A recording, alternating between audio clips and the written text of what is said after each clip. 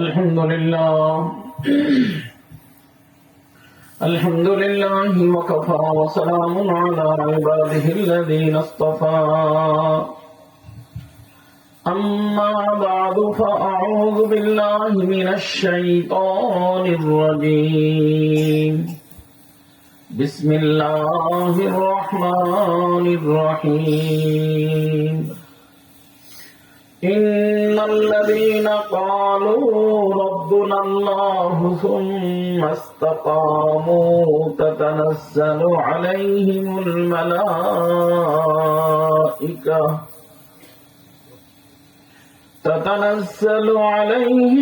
الملائكة ألا تخافوا ولا تحزنوا وأبشروا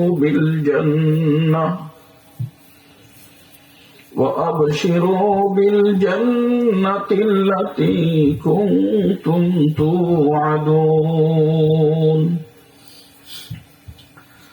نحن أولياؤكم في الحياة الدنيا وفي الآخرة الآية صدق الله مولانا العظيم محترم المقام واجب الاحترام ये जलसा सदर मोहतरम पीर शाह हुजूर उलमाए केराम तुलबा अजीज मुअज़्ज़ज़ हाज़िरीन पर्दार मध्य जे समस्त मा बोनरा बসে আছেন আল্লাহ রব্বুল ইজ্জতের বহুত বড় ইহসান ও মেহেরবানি আল্লাহ পাক আমাদের সকলকে এই দ্বীনি মাহফিলের মধ্যে ইসলাহি জলসার মধ্যে যেই জলসায় আসলে মানুষ মানুষ হইয়া আল্লাহর জান্নাতে যাইতে পারে ওই জলসার ভিতরে আসার এবং বসার তৌফিক দিয়েছেন এজন্য সকলেই আল্লাহ পাকের শুকর আদায় করি আলহামদুলিল্লাহ। হযরত মাওলানা প্রত্যেক বছরই স্মরণ করেন আর আমিও হযরত মাওলানাকে মহব্বত করি আপনাদেরকে মহব্বত করি আসার তৌফিক হয় এবছর আসছি। আমার আলোচনা আপনারা জানেন কোন সুর সারের মাধ্যমে হবে না, একটা বিষয়ের উপরে আজকে আমি আপনাদের খিদমতে আলোচনা করব আর আলোচ্য বিষয় এই আয়াতে কারিমা। যে আয়াতে কারিমা এই মুহূর্তে আপনাদের খিদমতে আমি পেশ করলাম এই আয়াতের উপরেই আলোচনা হবে। দিলের কান দিয়ে শুনবো, আমলের নিয়তে শুনবো। বিষয়টা হলো আমার দোস্ত, এই যে আমরা যারাই আছি, একটু আগে পীর শাহ হুজুর বলছেন যে আপনার এবং আমার জন্য সবচেয়ে বড় নেয়ামত, সবচেয়ে বড় দৌলত আল্লাহকে পাইয়া যাওয়া। কাকে পাওয়া? আল্লাহকে পাওয়া। একজন ধন সম্পদ, ইন্ডাস্ট্রি, ফ্যাক্টরি সবকিছু পাইল, এমনকি দেশের প্রেসিডেন্ট হলো, কিন্তু আল্লাহর সাথে তার সম্পর্ক নাই। তার মতো হতভাগা দুনিয়ার ভিতর আর কেউ নেই। আর একজন যদি গাছতলায় থাকে কিন্তু মাওলাওয়ালা মানুষ, কেমন মানুষ? মাওলাওয়ালা, আল্লাহওয়ালা, ওর মতো সৌভাগ্যশীল মানুষ দুনিয়ার ভিতর আর কেউ নেই। আর ওই মানুষটা মওলার নিকটে এত দামি, যতদিন পর্যন্ত ওই একজন মানুষ দুনিয়ার ভিতরে থাকবে, আসমান, জমিন, চন্দ্র, সূর্য সব কিছু তার ডিউটি করতে থাকবে। কাবাতুল্লাহ কাবার জায়গায় থাকবে, আসমান তার জায়গায় থাকবে, জমিন তার জায়গায় থাকবে, সব কিছু তার ডিউটি করতে থাকবে। কতদিন? যতদিন পর্যন্ত ওই মাওলাওয়ালা একজন মানুষ দুনিয়ার ভিতরে থাকবে। যেদিন মাওলাওয়ালা মানুষ দুনিয়া থেকে খতম হয়ে যাবে, হাজারো লাখো করোড়ো মানুষ থাকবে দুনিয়ার মধ্যে, কিন্তু আসলে তারা মানুষ না। এই যে আসমান, জমিন, চন্দ্র, সূর্য আল্লাহ বানাইছেন কার জন্য? মানুষের জন্য। কার জন্য? মানুষের জন্য। আর মানুষ ওই ব্যক্তির নাম যে ব্যক্তির সম্পর্ক মানুষের খালেক ও মালিকের সাথে আছে। মানুষের খালেক ও মালিকের সাথে যদি সম্পর্ক না থাকে, বাহ্যিক ভাবে মানুষ, আসলে সে কিনা মানুষ না। অর্থাৎ যে মানুষ না, তার জন্য আসমান জমিন থাকবে না। আর মানুষ যদি একজন থাকে, কয়জন? একজন। আসমান থাকবে, জমিন থাকবে, চন্দ্র থাকবে, সূর্য থাকবে, কাবাতুল্লাহর জায়গায় থাকবে।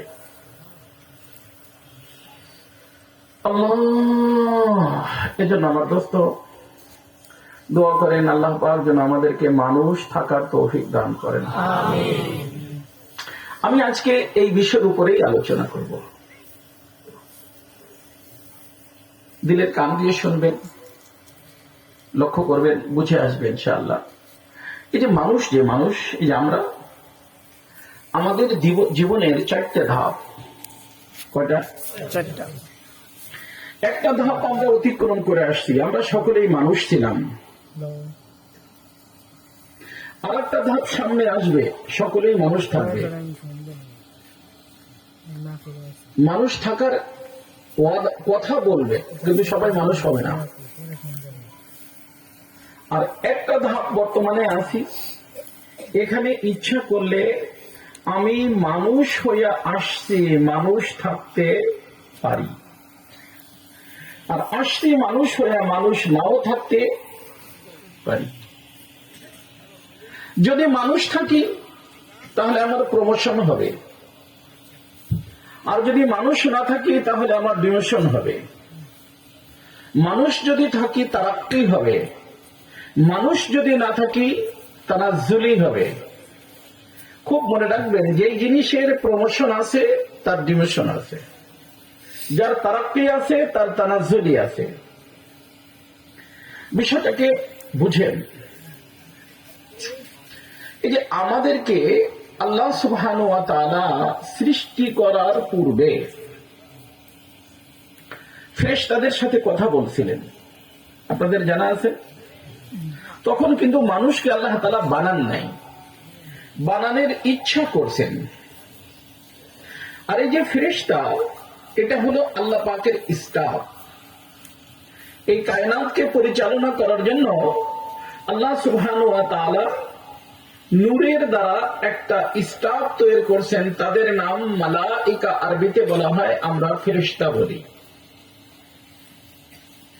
এই ফেরেশতা যে, এটা হলো আল্লাহ পাকের স্টাফ। এই পুরো কায়নাত আল্লাহ তাদের মাধ্যমে পরিচালনা করতেছেন, করবেন।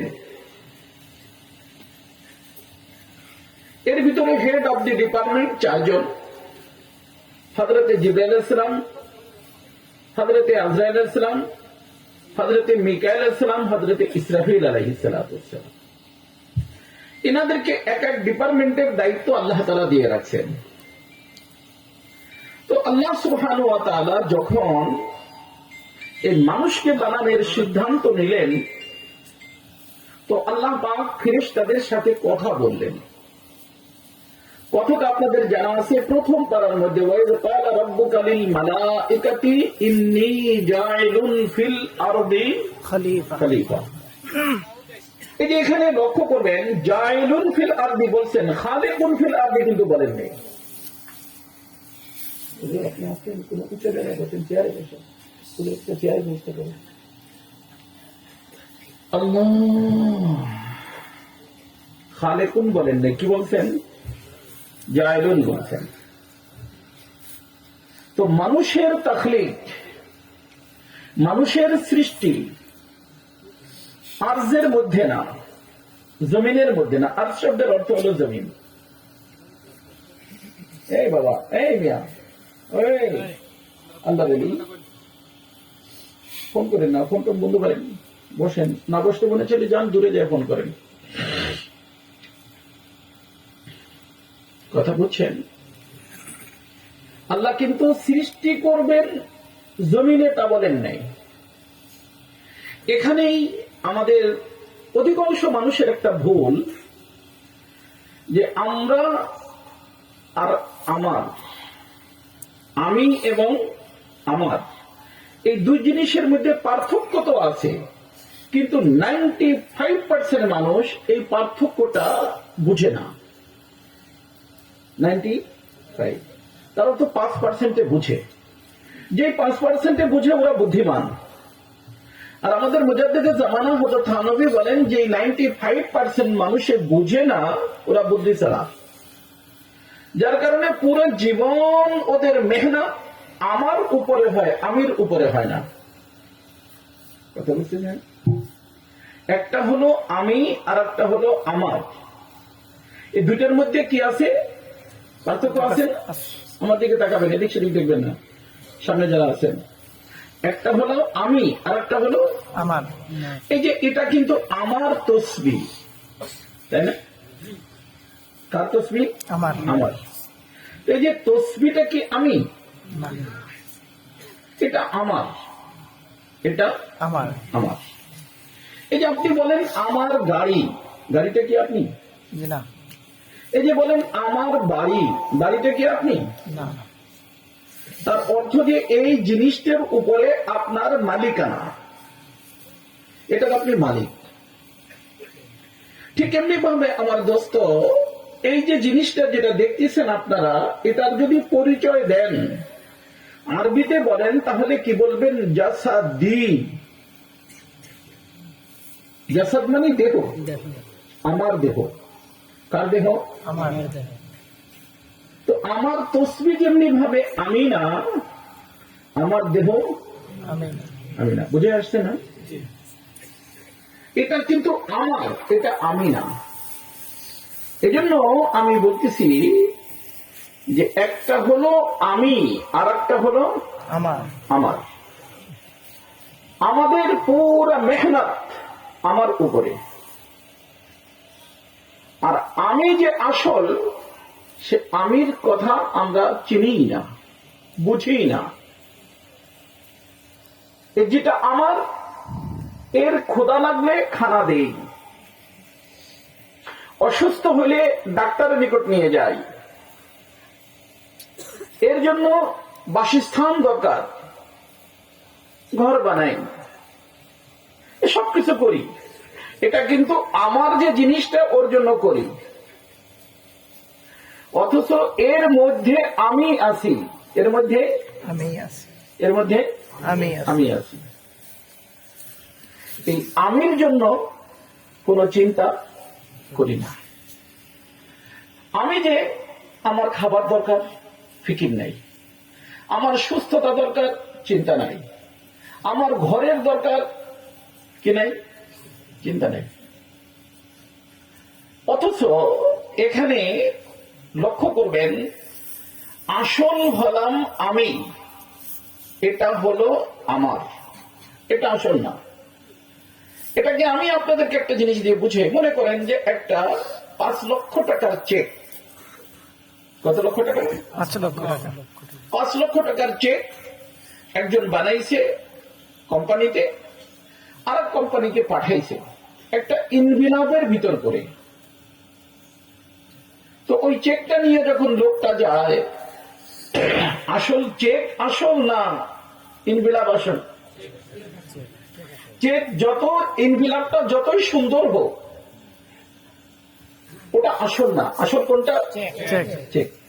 যার কারণে যার নামে চেকটা আছে, সেখানে যখন যায়, উনি চেকটা বের করেন, ইনভিলাপটা ডাস্টবিনে দিয়ে দেয়। কারণ চেকটা উদ্দেশ্য না, উদ্দেশ্য হলো চেক উদ্দেশ্য, ইনভিলাপ উদ্দেশ্য না। কথা বুঝছেন? তো এখানে কিন্তু শুরুতেই কিন্তু আল্লাহ সুবহানাহু ওয়া তাআলা বলছেন, জাইলুন ফিল আরদি, খালিকুন ফিল আরদি। আল্লাহ তাআলা বলেননি। মানুষকে সৃষ্টি করছেন আল্লাহ পাক ঊর্ধ্ব জগতে। আর ঊর্ধ্ব জগৎটা হলো অদৃশ্য জগৎ। আর অদৃশ্য জগতের সবকিছু অদৃশ্য, দেখা যায় না।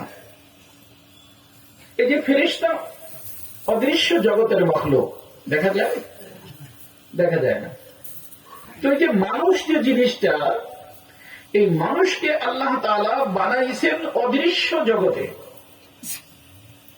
সেই অদৃশ্য জগতে মানুষকে, যত মানুষ আসছে আর আসবে, সব মানুষকে এক দিনে এক জায়গায় এক টাইমে আল্লাহ তাআলা বানাইছেন।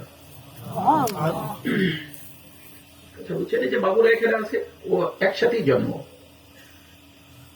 মানুষ বলতে যা বোঝায়, সব মানুষের জন্ম কয়দিনে? একদিনে। কত টাইমে? কয় জায়গায়? এক জায়গায়। মানুষকে বানানোর পূর্বেই আল্লাহ সুবহানাহু ওয়া তাআলা ফেরেশতাদের সাথে কথা বলছিলেন, জাইলুন ফিল আরদি, জমিনে পাঠাবেন। জমিনে বানাবেন তা না, পাঠাবেন জমিনে। তো এই ফেরেশতারা যা বলছে, লম্বা আলোচনা তো হবে না, সংক্ষিপ্ত বিষয় হলো যে ফেরেশতারা কিন্তু মত দেয় নাই। আর এই মত না দেওয়ার কারণ মানুষের সাথে কোনো দুশ্মনী না। কারণ এই যে দুশ্মনী করা, হিংসা করা, অনেক মানুষ আলোচনা করতে গিয়ে ভুল ব্যাখ্যা দিয়ে ফেলে, এটা ফেরেশতার মধ্যে নাই।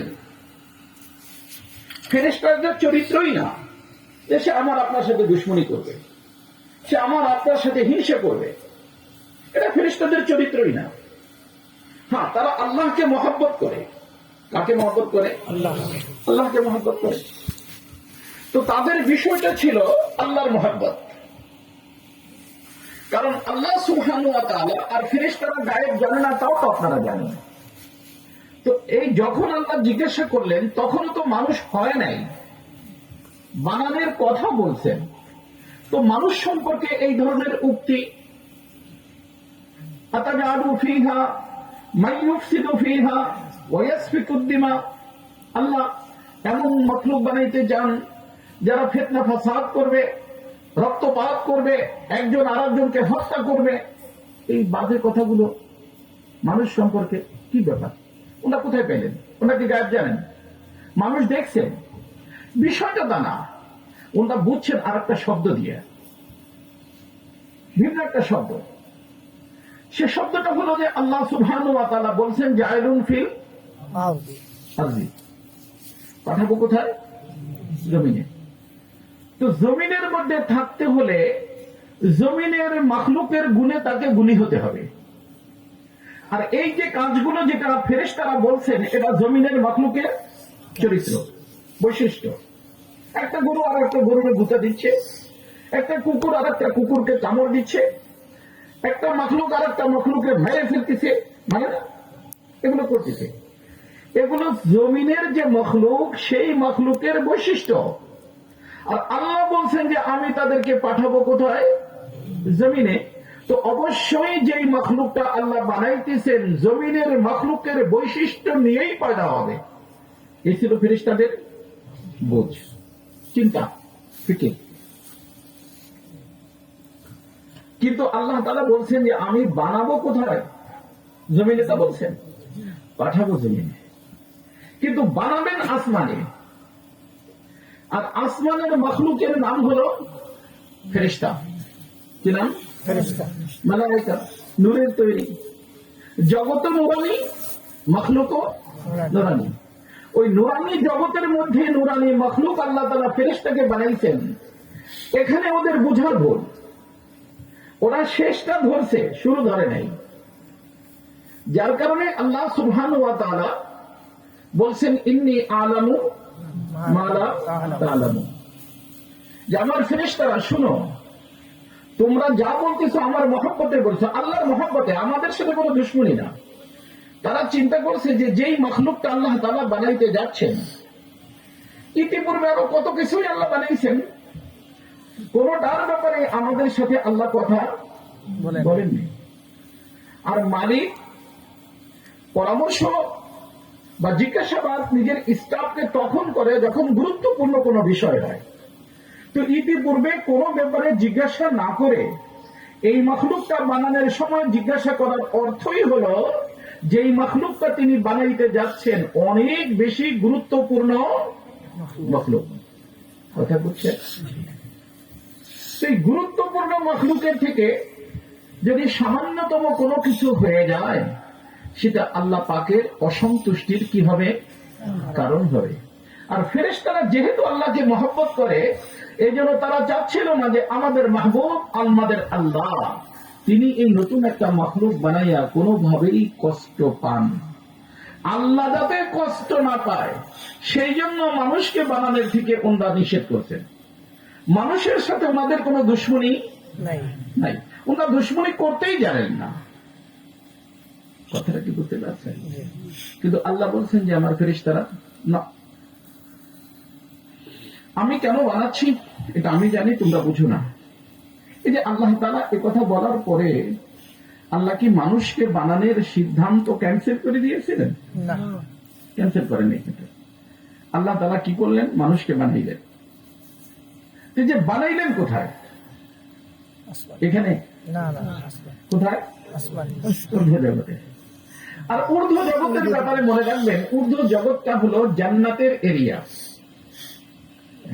ঊর্ধ্ব জগৎ জান্নাতের এরিয়া, এবং বর্তমানও জান্নাত অবস্থিত ঊর্ধ্ব জগতের মধ্যে।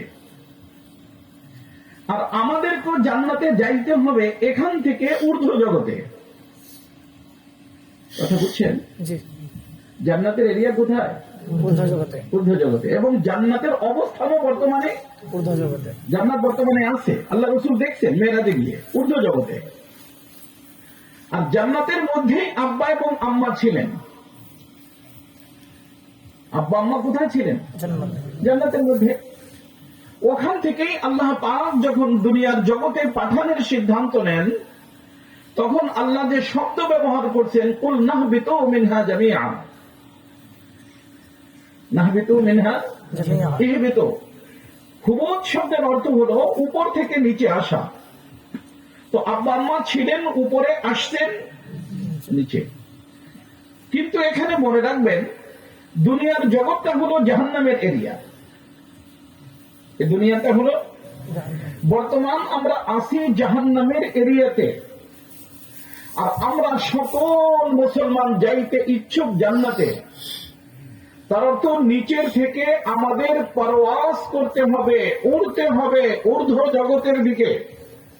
মনে রাখবেন, কি করতে হবে? উড়তে হবে। কোন জগতের দিকে? ঊর্ধ্ব জগতের দিকে। ঊর্ধ্ব জগতের দিকে। কারণ যেখানে আছি এটা জাহান্নামের এরিয়া, এর থেকে নিচের দিকেও জাহান্নামের এরিয়া। আর ঊর্ধ্ব জগৎ হলো জান্নাতের এরিয়া। তো আমাদেরকে বানাইছেন আল্লাহ জান্নাতের এরিয়াতে, আর আমরা সকলেই যাইতে ইচ্ছুক কোথায়? জান্নাতে। কথা কি বুঝতেছেন? তো ওই জান্নাতে যদি যাইতে হয় তাহলে মাত্র একটা কাজ। কটা কাজ করবো তো ইনশাআল্লাহ? কটা কাজ? একটা কাজ। আল্লাহ, সেই কাজটার নাম হলো ইস্তেকামত। কি নাম? ইস্তেকামত। ইস্তেকামত কাকে বলে এই বিষয়টাই আমি বুঝাবো। ইস্তেকামত কাকে বলে? অনেক মানুষ দোয়ার ভিতরে বলে, আল্লাহ আমাকে ইস্তেকামত দান করো। না, আল্লাহ নিকটে আফিয়ত চাওয়া উচিত। ইস্তেকামতের অর্থ হলো যে বিপদ আসবে, সেই বিপদের উপর ধৈর্য ধারণ করে আমি থাকবো, এর নাম হলো ইস্তেকামত। আর আফিয়ত মানে বিপদ আসবেই না। এই জন্য আল্লাহ রাসূল সাল্লাল্লাহু আলাইহি ওয়াসাল্লাম আল্লাহর নিকটে আফিয়ত চাইতেন। ইস্তেকামত এক আজীব জিনিস। দুনিয়ার ভিতর আসার পরে আল্লাহ পাক সকলকেই সুম্মাস্তাকিম বলছেন, ইস্তেকামতের কথা বলছেন। আর আমাদের রাসূল সাল্লাল্লাহু আলাইহি ওয়াসাল্লাম বলতেন যে এই এক শব্দ আমাকে বৃদ্ধ করে দিয়েছে। তার অর্থ এই শব্দের টেনশনে মানুষ যখন বেশি টেনশন করে চুল পেকে যায়। আল্লাহ রাসূলের বলার উদ্দেশ্য যে এই এক শব্দ আমার মাথার চুল পাকায় দিয়েছে। ইস্তেকামত এক আজীব জিনিস।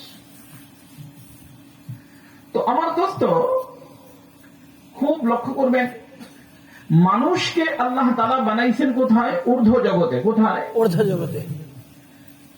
আর এই মানুষকে বানানোর পরে আল্লাহ সুবহানাহু ওয়া তাআলা সব মানুষকে একটা প্রশ্ন করছিলেন, আপনারা সকলে জানেন, আলাস্তু বিরাব্বিকুম, আমি কি তোমাদের রব না?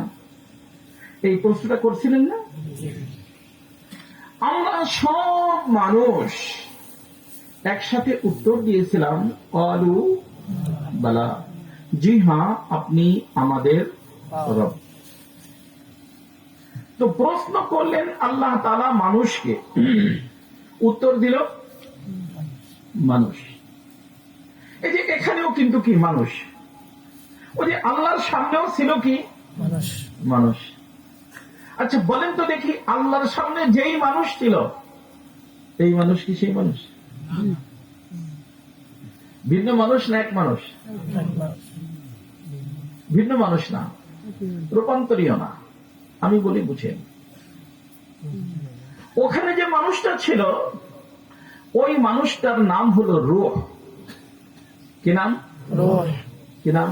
রূহ। এই যে রূহ নামে যে জিনিসটা, এইটাই হলো মানুষ। এই রূহকে বানাইয়া, রূহই হলো মানুষ। এই জন্য দেখবেন আমাদের সমাজে যখন কোনো ব্যক্তির ইন্তেকাল হয়ে যায়, শোক সংবাদ, অমুক সাহেব আর নাই। নাই কি সাহেব নাই? দেহ নাই, কি আছে? সাহেব নাই, তাই না? তো বোঝা গেল যেটা আছে ওটা কি না? সাহেব না। আব্বু জলদি আসো, আম্মু নাই। আরে আম্মু তো আছে। আম্মু জলদি আসো, আব্বু নাই, আব্বু তো শোয়া। তো বোঝা গেল যেটা আছে এটা আব্বু না, যেটা আছে এটা আম্মু না। এর মধ্যে আব্বু ছিলেন, এর মধ্যে আম্মু ছিলেন, এর মধ্যে সাহেব ছিলেন। সাহেব চলে গেছে। সাহেবকে যেহেতু আল্লাহ পাক বানাইছেন অদৃশ্য জগতে, দুনিয়ার জগতে যখন সাহেবের আগমন হয়, ওনার গাড়িতে হলো দৃশ্যবান, উনি অদৃশ্য। এই যে যেটা দেখেন, এটা সাহেবের গাড়ি। যেহেতু আল্লাহ সুবহানাহু ওয়া তাআলা বলছিলেন যে আমি জমিনের ভিতর তাদেরকে রাখবো, এই জমিনে পাঠাবেন। তো জমিনের ভিতরে চলাফেরা করার জন্য জমিন যেহেতু দৃশ্যবান, এই দৃশ্যবান জমিনে চলার জন্য দৃশ্যবান একটা গাড়ি দরকার। এই দৃশ্যবান গাড়িটার নামই হলো দেহ। আর এই দৃশ্যবান গাড়িকে তৈরি করতে আল্লাহ সুবহানাহু ওয়া তাআলা আনাসির আরবা ব্যবহার করছেন, 4টে ধাতু ব্যবহার করছেন। তার ভিতরে গুরুত্বপূর্ণ এবং বেশি হলো মাটি। বেশি হলো মাটি। সেই মাটিকে মিলনের জন্য পানি, শুকানোর জন্য হাওয়া এবং আগুন। তো মেইন জিনিস হলো কি? মাটি। তো এজন্য এই দেহটার কাজ যখন কমপ্লিট হয়ে যায়, তার অর্থ ওই যে মানুষটাকে নিয়ে ঘোরাঘুরি করা, চলাফেরা করা, এই দেহের কাজ যখন কমপ্লিট হয়ে যায়, তো আল্লাহ সুবহানাহু ওয়া তাআলা বলেন যে আমার বান্দারা শোনো, এই দেহটার যে দায়িত্ব ছিল আমার বান্দাকে নিয়ে ঘোরাঘুরি করা, চলাফেরা করা, যতদিন পর্যন্ত আমার বান্দা এই দেহের ভিতরে ছিল, গাড়িটা সচল ছিল। এখন বান্দা বের হয়ে গেছে, গাড়ি কি হয়ে গেছে? অচল হয়ে গেছে। আর এই বান্দা এই গাড়িতে, এই জমিনে থাকা অবস্থায় আর কখনো ঢুকবে না। অতএব এই অচল গাড়ি আর কখনো সচল হবে না। অতএব এই অচল গাড়ি দিয়ে জমিনকে এঙ্গেজ করে রাখার কোনো দরকার নাই। দ্রুতই তোমরা এই গাড়িটা যেখান থেকে আসছে ওখানে ঢুকে দাও। তাই আমরা মিনহা খালাকনাকুম ওয়া ফিহা নুঈদুকুম। কথা বুঝছেন? এখানে একটা কথা মনে রাখতে হবে সকলকে, সহজ একেবারে। সেটা হলো মানুষ নামী রূহ এই গাড়িতে বসলে অচল গাড়ি সচল হয়ে যায়। অচল গাড়ি সচল হয়ে যায়।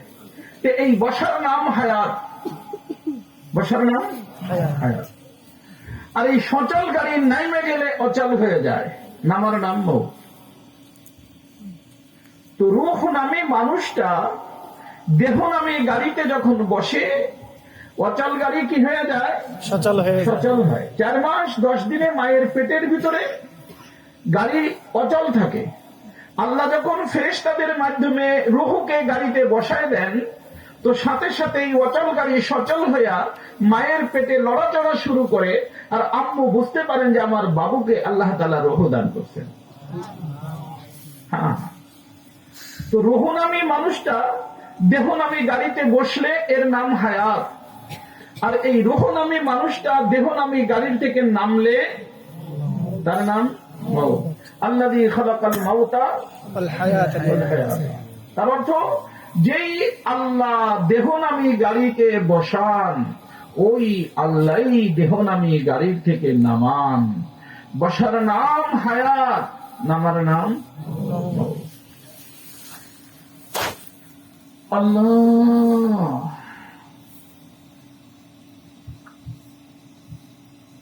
আমার দোস্ত লক্ষ্য করবেন, ইনশাআল্লাহ বুঝে আসবে। তো ঊর্ধ্ব জগতে যখন আল্লাহ আমাদেরকে বানাইলেন, বানানোর পরে আমাদের সকলের থেকে আল্লাহ পাকের রুবুবিয়তের স্বীকারোক্তি নিলেন। কিসের স্বীকারোক্তি? রুবুবিয়ত মানে আল্লাহ আমাদের রব, আল্লাহ আমাদের রব। এই যে আল্লাহ রুবুবিয়তের স্বীকারোক্তি একটা দারুণ জিনিস। এই জিনিসটাই এখানে আমার মনে রাখতে হবে, এইটাই আমার আলোচ্য বিষয় আজকে। রব একটা আজীব জিনিস। এই যে আল্লাহর নাম আল্লাহ, তাই না? আল্লাহর গুণবাচক নাম আছে অনেকগুলো, তার ভিতরে একটা নাম রব। একটা নাম কি? রব। এটা আল্লাহর গুণবাচক নাম। তো এই রব যে নামটা এক আজীব নাম। দুনিয়ার কোন ব্যক্তিকে রব বলা যায় নাই। আল্লাহ ছাড়া কেউ রব হইতে পারে না। এজন্য যদি লক্ষ্য করেন, ওখানেও আল্লাহ জিজ্ঞেস করছিলেন আলাস্তু বিরাব্বিকুম। আমি যে আয়াতে কালিমা তেলাওয়াত করছি, ইন্নাল্লাযীনা ক্বালু রাব্বুনাল্লাহ, এখানে রব। আবার আমাদের এখান থেকে যখন ডিপারচার হয়ে যাবে, কবরে চলে যাব, প্রথম প্রশ্ন মার রাব্বুক, ওখানেও কিন্তু রব। তার অর্থ ঊর্ধ্ব জগতে রব, দুনিয়ার জগতে রব, কবরের জগতে রব। কথা কি বুঝতে পারতেছেন?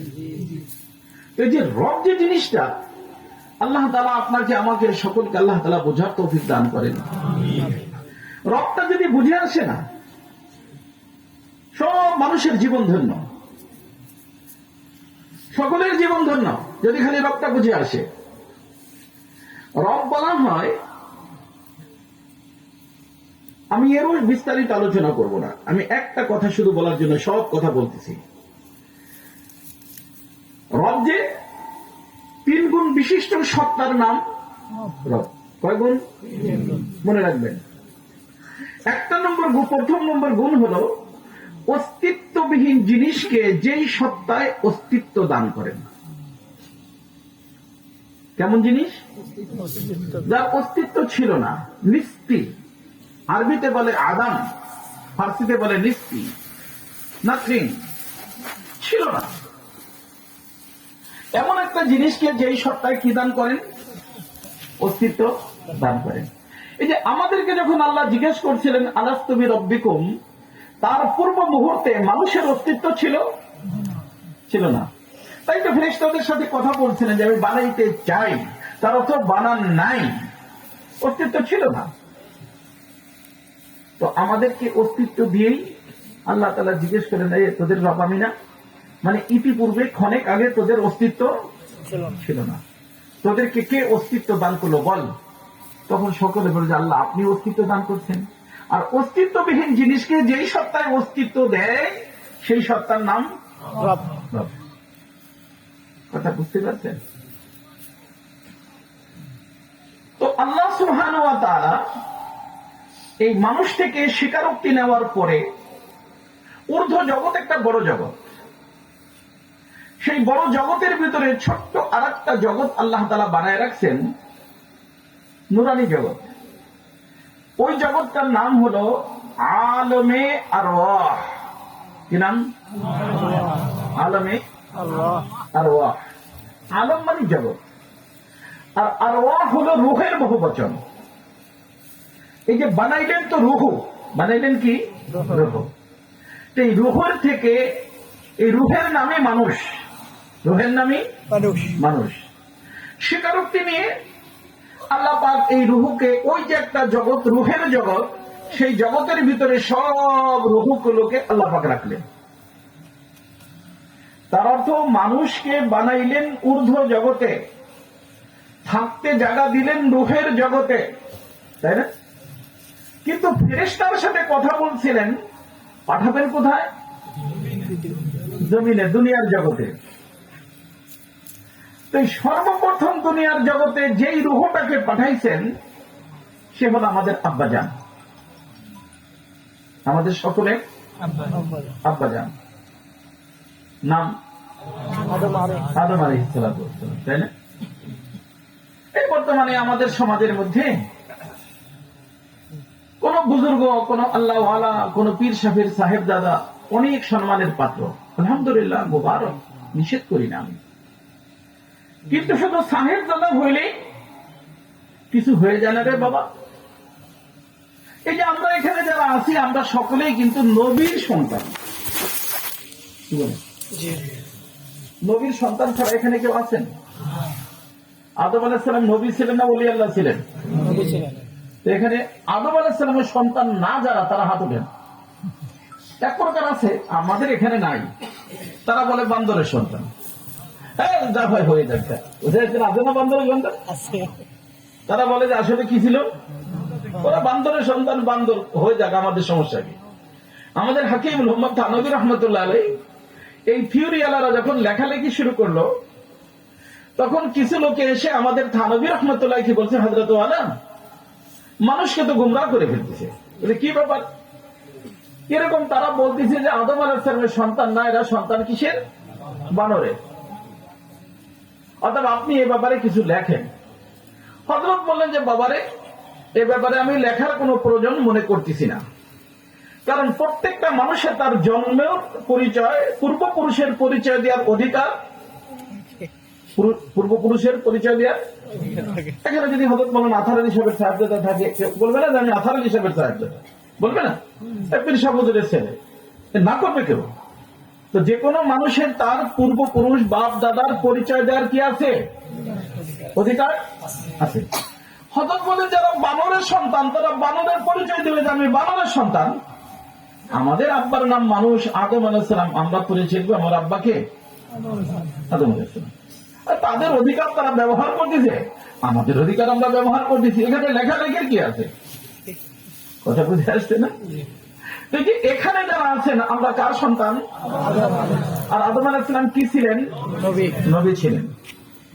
তো বোঝা গেল আমরা সকলে নবীর আওলাদ। الناس من جهة التمثال أطفاء أبوهم آدم والأم حواء। আমাদের সকলের আব্বাজি আদম আলাইহিস সালাম, আর সকলের আম্মা হাওয়া আলাইহিস সালাম। মা বোনরা যারা বসা আছেন, একটু লক্ষ্য করে শুনবেন। আমাদের আদম আলাইহিস সালাতু ওয়াস সালামকে আল্লাহ সুবহানাহু ওয়া তাআলা যখন দুনিয়ার জগতে পাঠানোর সিদ্ধান্ত নিলেন, কোথায়? দুনিয়াতে। তখন আল্লাহ সুবহানাহু ওয়া তাআলা ফেরেশতাদের মাধ্যমে, যে বললাম ফেরেশতা আল্লাহ পাকের স্টাফ, তাদের মাধ্যমে আরাফার ময়দান, যেখানে আমরা হজে যাই, আল হজ্জ ওয়াল আরাফা, আরাফার ময়দানের ভিতরে এই আগুন, পানি, মাটি, বাতাস, এই চার জিনিসকে ব্যবহার করে ফেরেশতারা আব্বাজির একটা দেহ গাড়ি তৈরি করলেন। কোথায়? আরাফার ময়দানে। যখন ওটা কমপ্লিট হয়ে গেছে, তার আগেই কিন্তু ইবলিস ছিল। ইবলিসের বয়স অনেক বেশি, আদম আলাইহিস সালামের থেকে বেশি বয়স। বর্তমানে বেঁচে আছে না মরে গেছে?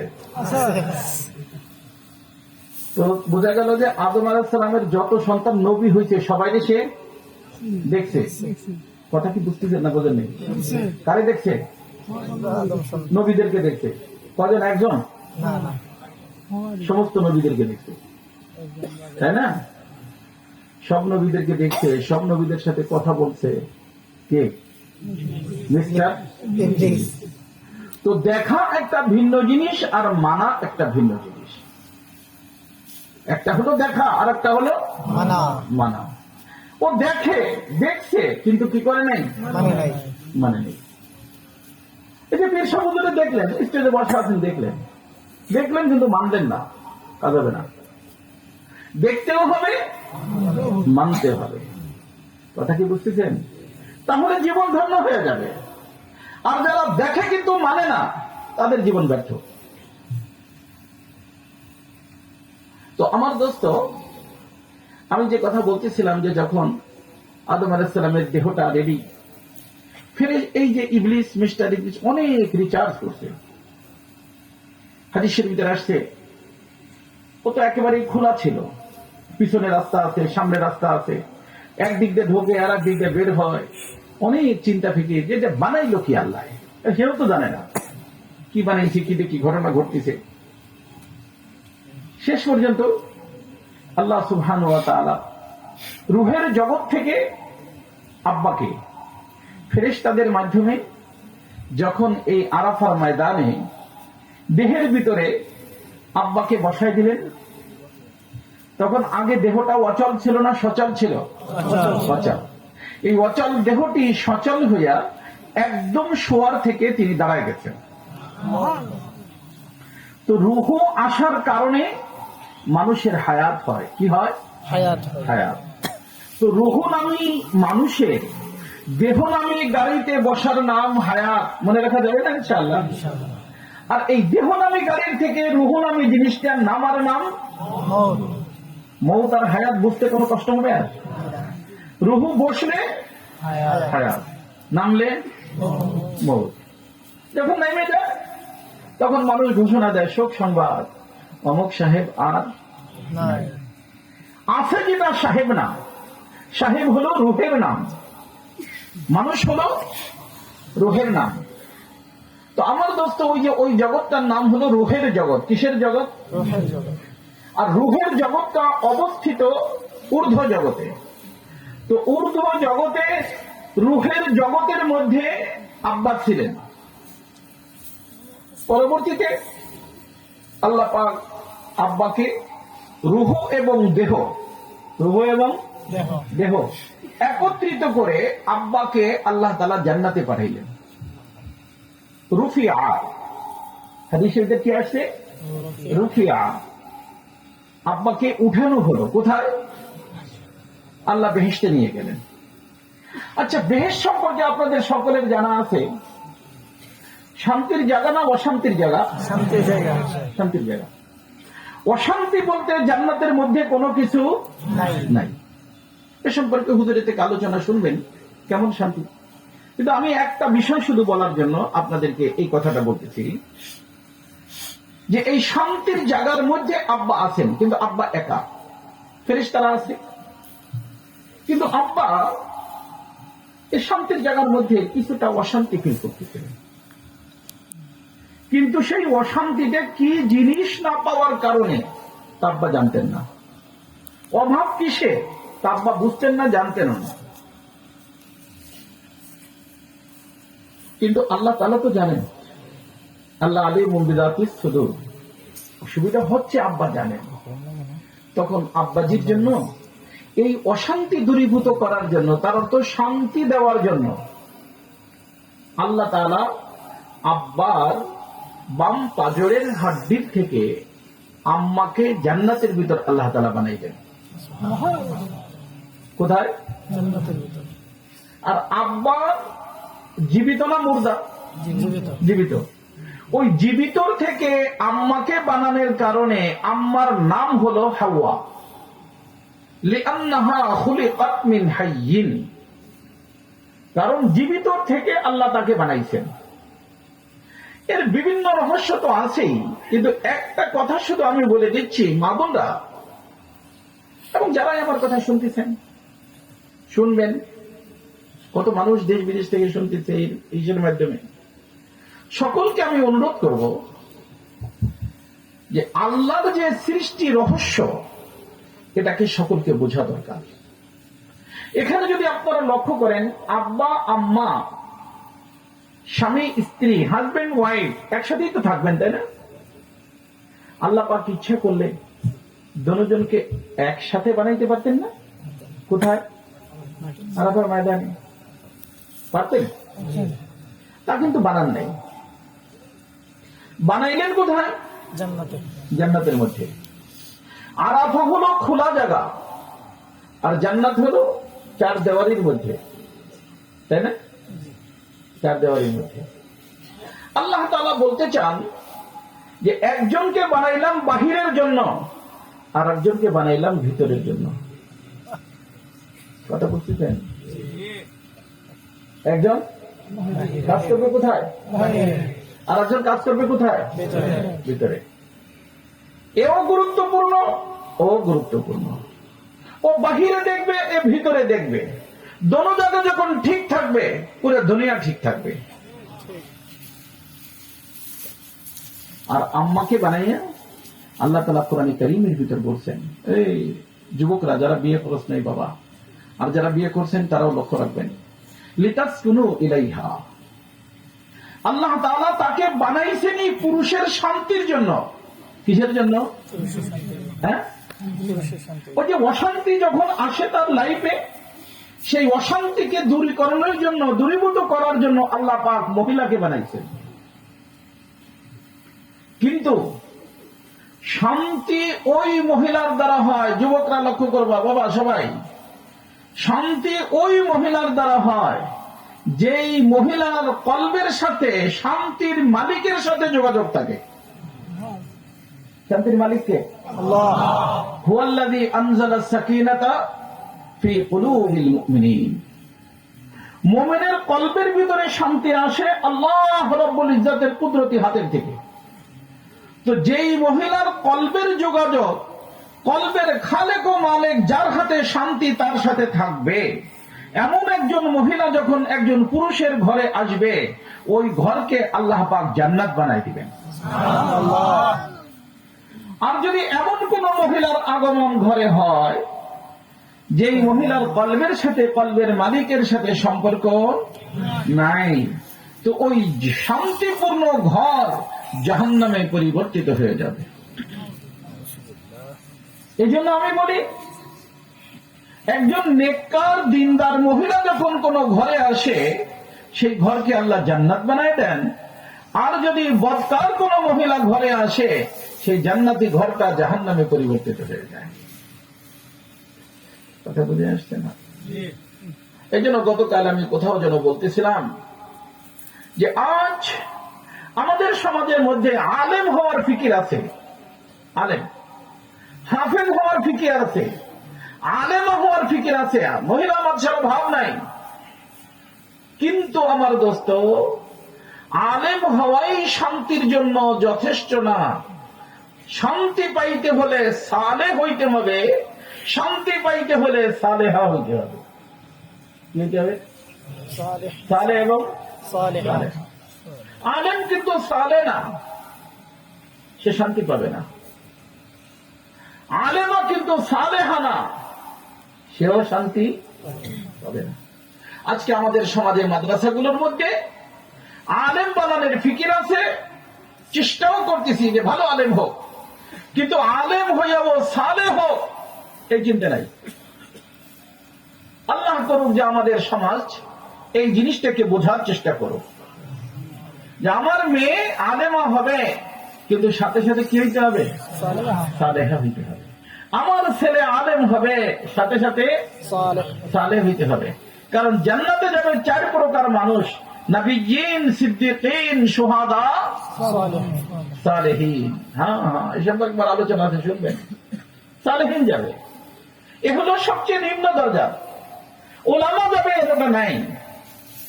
ওলামা যদি সুলাহা হয়, আলেম যদি সালেহ হয়, আসমানের নিচে জমিনের উপরে সর্বোত্তম মানুষ হয়, আর আলেম হলো সালেহ হলো না। রাসূল বলেন আসমান নিচে জমিনের উপরে সবচেয়ে নিকৃষ্ট মানুষ। একজন আলেম সে খায়রুল খিয়ার হইতে পারে, একজন আলেম শাররুশ শিরার হইতে পারে। আছে না? হাদিস শরীফের আছে। আলেম খায়রুল খেয়ার হইতে পারে যদি সালে হয়, আর যদি আলেমা হয় কায়নাতের সব মহিলার ভিতর সবচেয়ে উঠের মহিলা হইতে পারে। আর যদি আমার দোস্ত আলেমা হলো, আলেম হলো, সালেহা হলো না, সে খায়রুল খেয়ার না, বরং শাররুশ শিরার। এই কায়নাতের ভিতর যত খারাপ মানুষ আছে, খারাপের ভিতর সবচেয়ে খারাপ।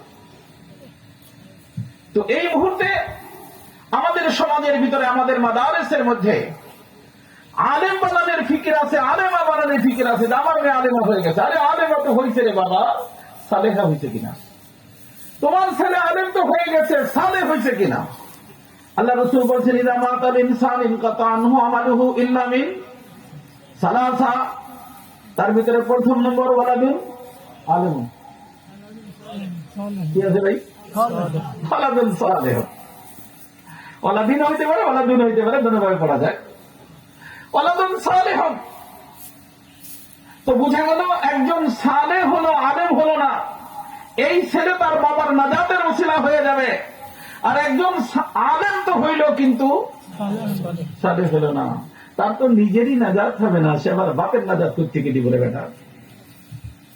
তো আলেম বানানোর ফিকিরের সাথে সাথে কি করতে হবে? সালেহ বানাইতে হবে। এই জন্য এমন মাদ্রাসা সিলেক্ট করবেন যে মাদ্রাসার ভিতরে তালিমও আছে, তারবিয়াতও আছে। এক সময় ছিল দুইটা শব্দকে একসাথে বলা হতো, তালিম, তারবিয়াত। তারবিয়াতের মাধ্যমে সালেহ হয়, তালিমের মাধ্যমে আলেম হয়। আলেম হইয়া সালেহ যদি হয়ে যায়, নূরুন আলা নূর হইয়া খায়রুল খেয়ার হয়ে যায়। আর আলেম হইয়া সালেহ যদি না হয়, তাহলে নূরকে সে নষ্ট করে দিল।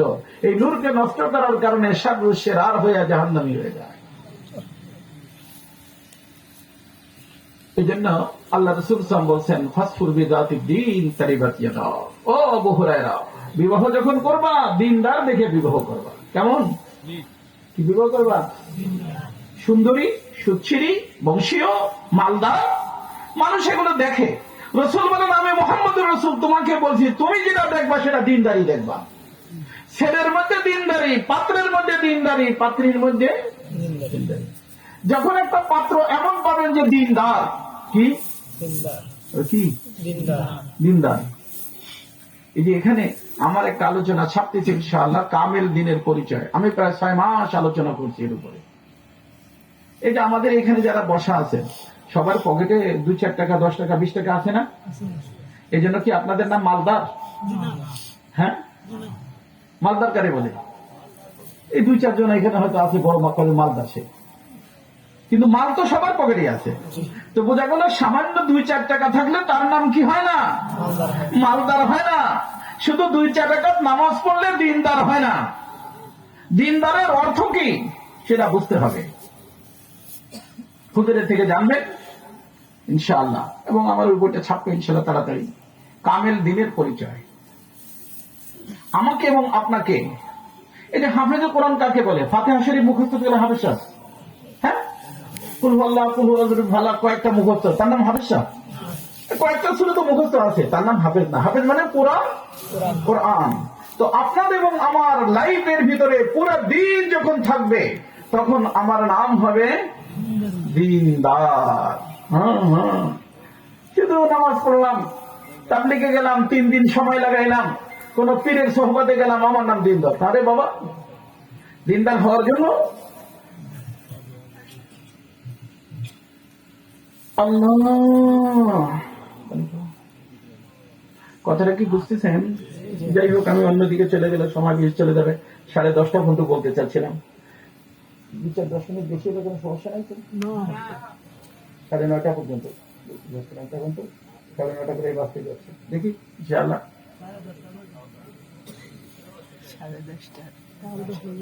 হ্যাঁ, আমি যে বিষয়টা আপনাদেরকে বুঝিয়ে চাচ্ছি, মানুষ জন্ম নিয়েছে কোথায়? এখানে না ওখানে? ওখানে।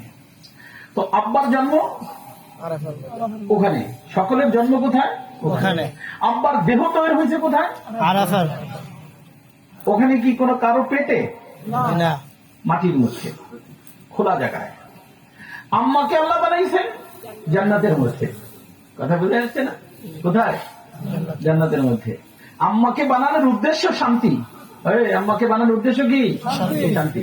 এই জন্য একজন নিকট ইন্ডাস্ট্রি আছে, ফ্যাক্টরি আছে, ইম্পোর্ট এক্সপোর্টের কারোবার আছে, ম্যাডামের সাথে সম্পর্ক ভালো না, এয়ার কন্ডিশনের ভিতরে বসে থাকে, এদিক দিয়ে মাথা দিয়া টপ টপ করে ঘাম পড়তে থাকে। চায়নার হোটেলে, 5 স্টার হোটেলে বসা, কিন্তু টপ টপ করে কি পড়তে থাকে?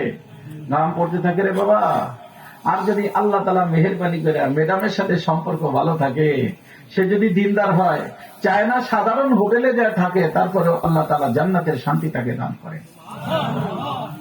এজন্য আমাদের মানুষ আজকে সবচেয়ে বেশি অশান্তিতে, তার কারণ হলো দিনদার মহিলার অভাব। কিসের অভাব? কিসের অভাব? আলেমা মহিলার অভাব তো আমি বলতেছি না রে ভাই, মুক্তিও পাওয়া যায়। দিনদার মহিলার অভাব, সালেহা মহিলার অভাব, বুঝে আসছে না? এই জন্য সালেহা সিলেক্ট করবারে বাবা যুবকরা, আর আপনারাও চেষ্টা করবেন সালেহা বানানোর জন্য।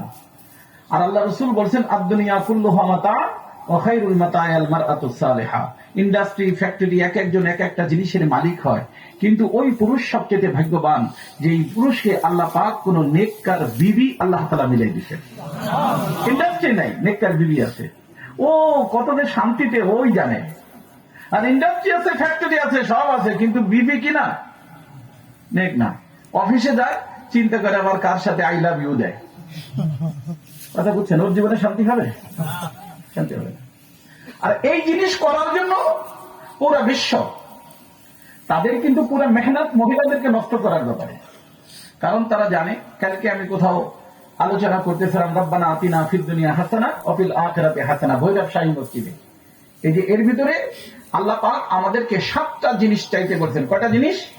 রব্বানা আতিনা ফিদ দুনিয়া হাসানা যখন পড়বো, আলোচনা শুনবেন, প্রথম নম্বর হলো ইলমুদ্দিন, 2 নম্বর ফাহমে দ্বীন, 3 নম্বর জাওজায়ে সালেহা, নেক বিবি, 4 নম্বর আওলাদে সালেহ।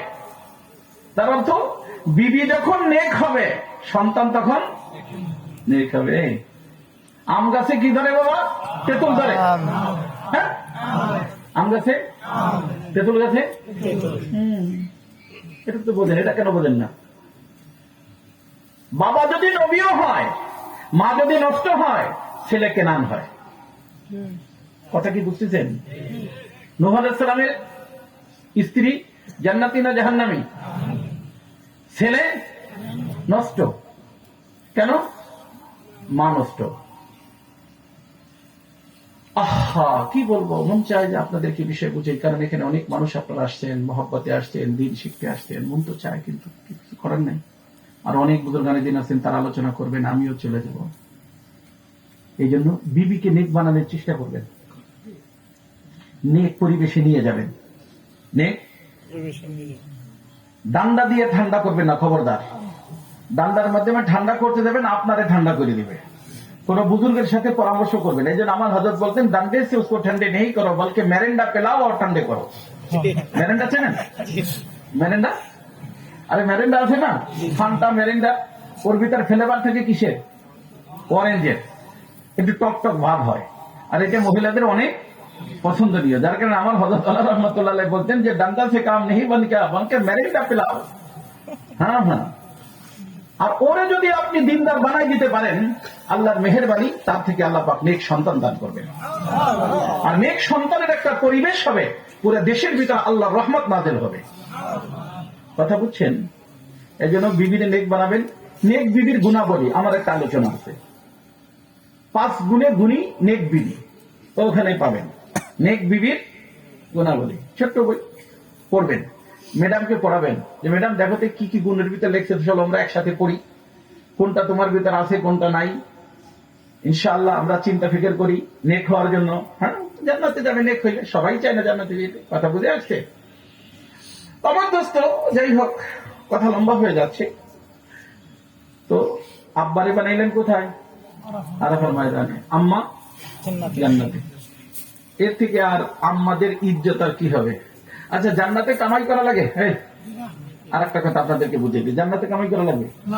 হ্যাঁ, কি বলেন? জান্নাতে কামাই করা লাগবে? এই জন্য মহিলাদের কামাই করা লাগে না, কারণ আল্লাহ পাক বানাইছেন কোন জায়গায়? জান্নাতে। এই জন্য তাদের কামাই করা তাদের দায়িত্বই না। দেশে যাওয়া, বিদেশে যাওয়া, ঘরে যাওয়া, বাইরে যাওয়া, এইখানে যাওয়া, দৌড় ধূপ করা, হাল চষা, ফল লাগানো, গাছ লাগানো, এই সে যত কাজ সব শ্রম দিবে কে? আর আইনে দিবে কানে? ম্যাডামের হাতে। বিদেশে যাবে, টাকা কামাই করবে, রোদের ভিতর দাঁড়ায় দাঁড়াইয়া ঝাড়ু দিবে, আর টাকাটা এনে কার হাতে দিবে? ম্যাডামের হাতে। যতদিন পর্যন্ত মেয়ে মানুষ বাপের আন্ডারে থাকে, বাপ দেখবে, বাপ নাই ভাই দেখবে, চাচা দেখবে, খালু মামু দেখবে, চাচা দেখবে, এরা ছেলে গেছে ছেলে দেখবে, বিবাহ হয়েছে স্বামী দেখবে। তার অর্থ জান্নাতের মধ্যে যেরকম মানুষের কামাই করতে হয় না, আল্লাহ তাআলা মহিলাদের কামাইয়ের কোনো অপশন রাখেন নাই, কারণ আম্মারে আল্লাহ জান্নাতে বানাইছেন। কথাটা কি বুঝছেন না বুঝেন নাই? হ্যাঁ বুঝছেন? জান্নাতে কামাই করা লাগবে না। জান্নাতে যারা জন্ম নিছে তাদেরও কামাই করা লাগে না, তাদের কামাইয়ের ব্যবস্থা আল্লাহ তাআলা অন্যরে দিয়ে দিচ্ছেন। বিষয়টা কি বুঝতে পারছেন? এখন আমরা যাই করতেছি সেটা ভিন্ন ব্যাপার, কিন্তু বাস্তব বিষয় যেটা সেটা তো আমি বলতেছি। ওরা কামাই ছাড়া খাবে, কারণ জান্নাতে আল্লাহ তাআলা আম্মারে বানাইছেন। আচ্ছা, বর্তমানে যদি মনে করেন আম্মা বেঁচে থাকতেন আর আম্মার পাসপোর্ট হইতো, তো পাসপোর্টে লেখে না জন্মস্থান, জন্মস্থান থাকে ঢাকায়, জন্মস্থান এই কিশোরগঞ্জ মনে করেন, কি লেখে? কিশোরগঞ্জ পাকুন্দিয়া, কিশোরগঞ্জ লেখে না? লেখে। আম্মার জন্মস্থান কি লিখতো বলেন তো দেখি? জান্নাত। তো আল্লাহ তাআলা এর থেকে আর কি ইজ্জত মহিলাদেরকে দিবেন বলেন?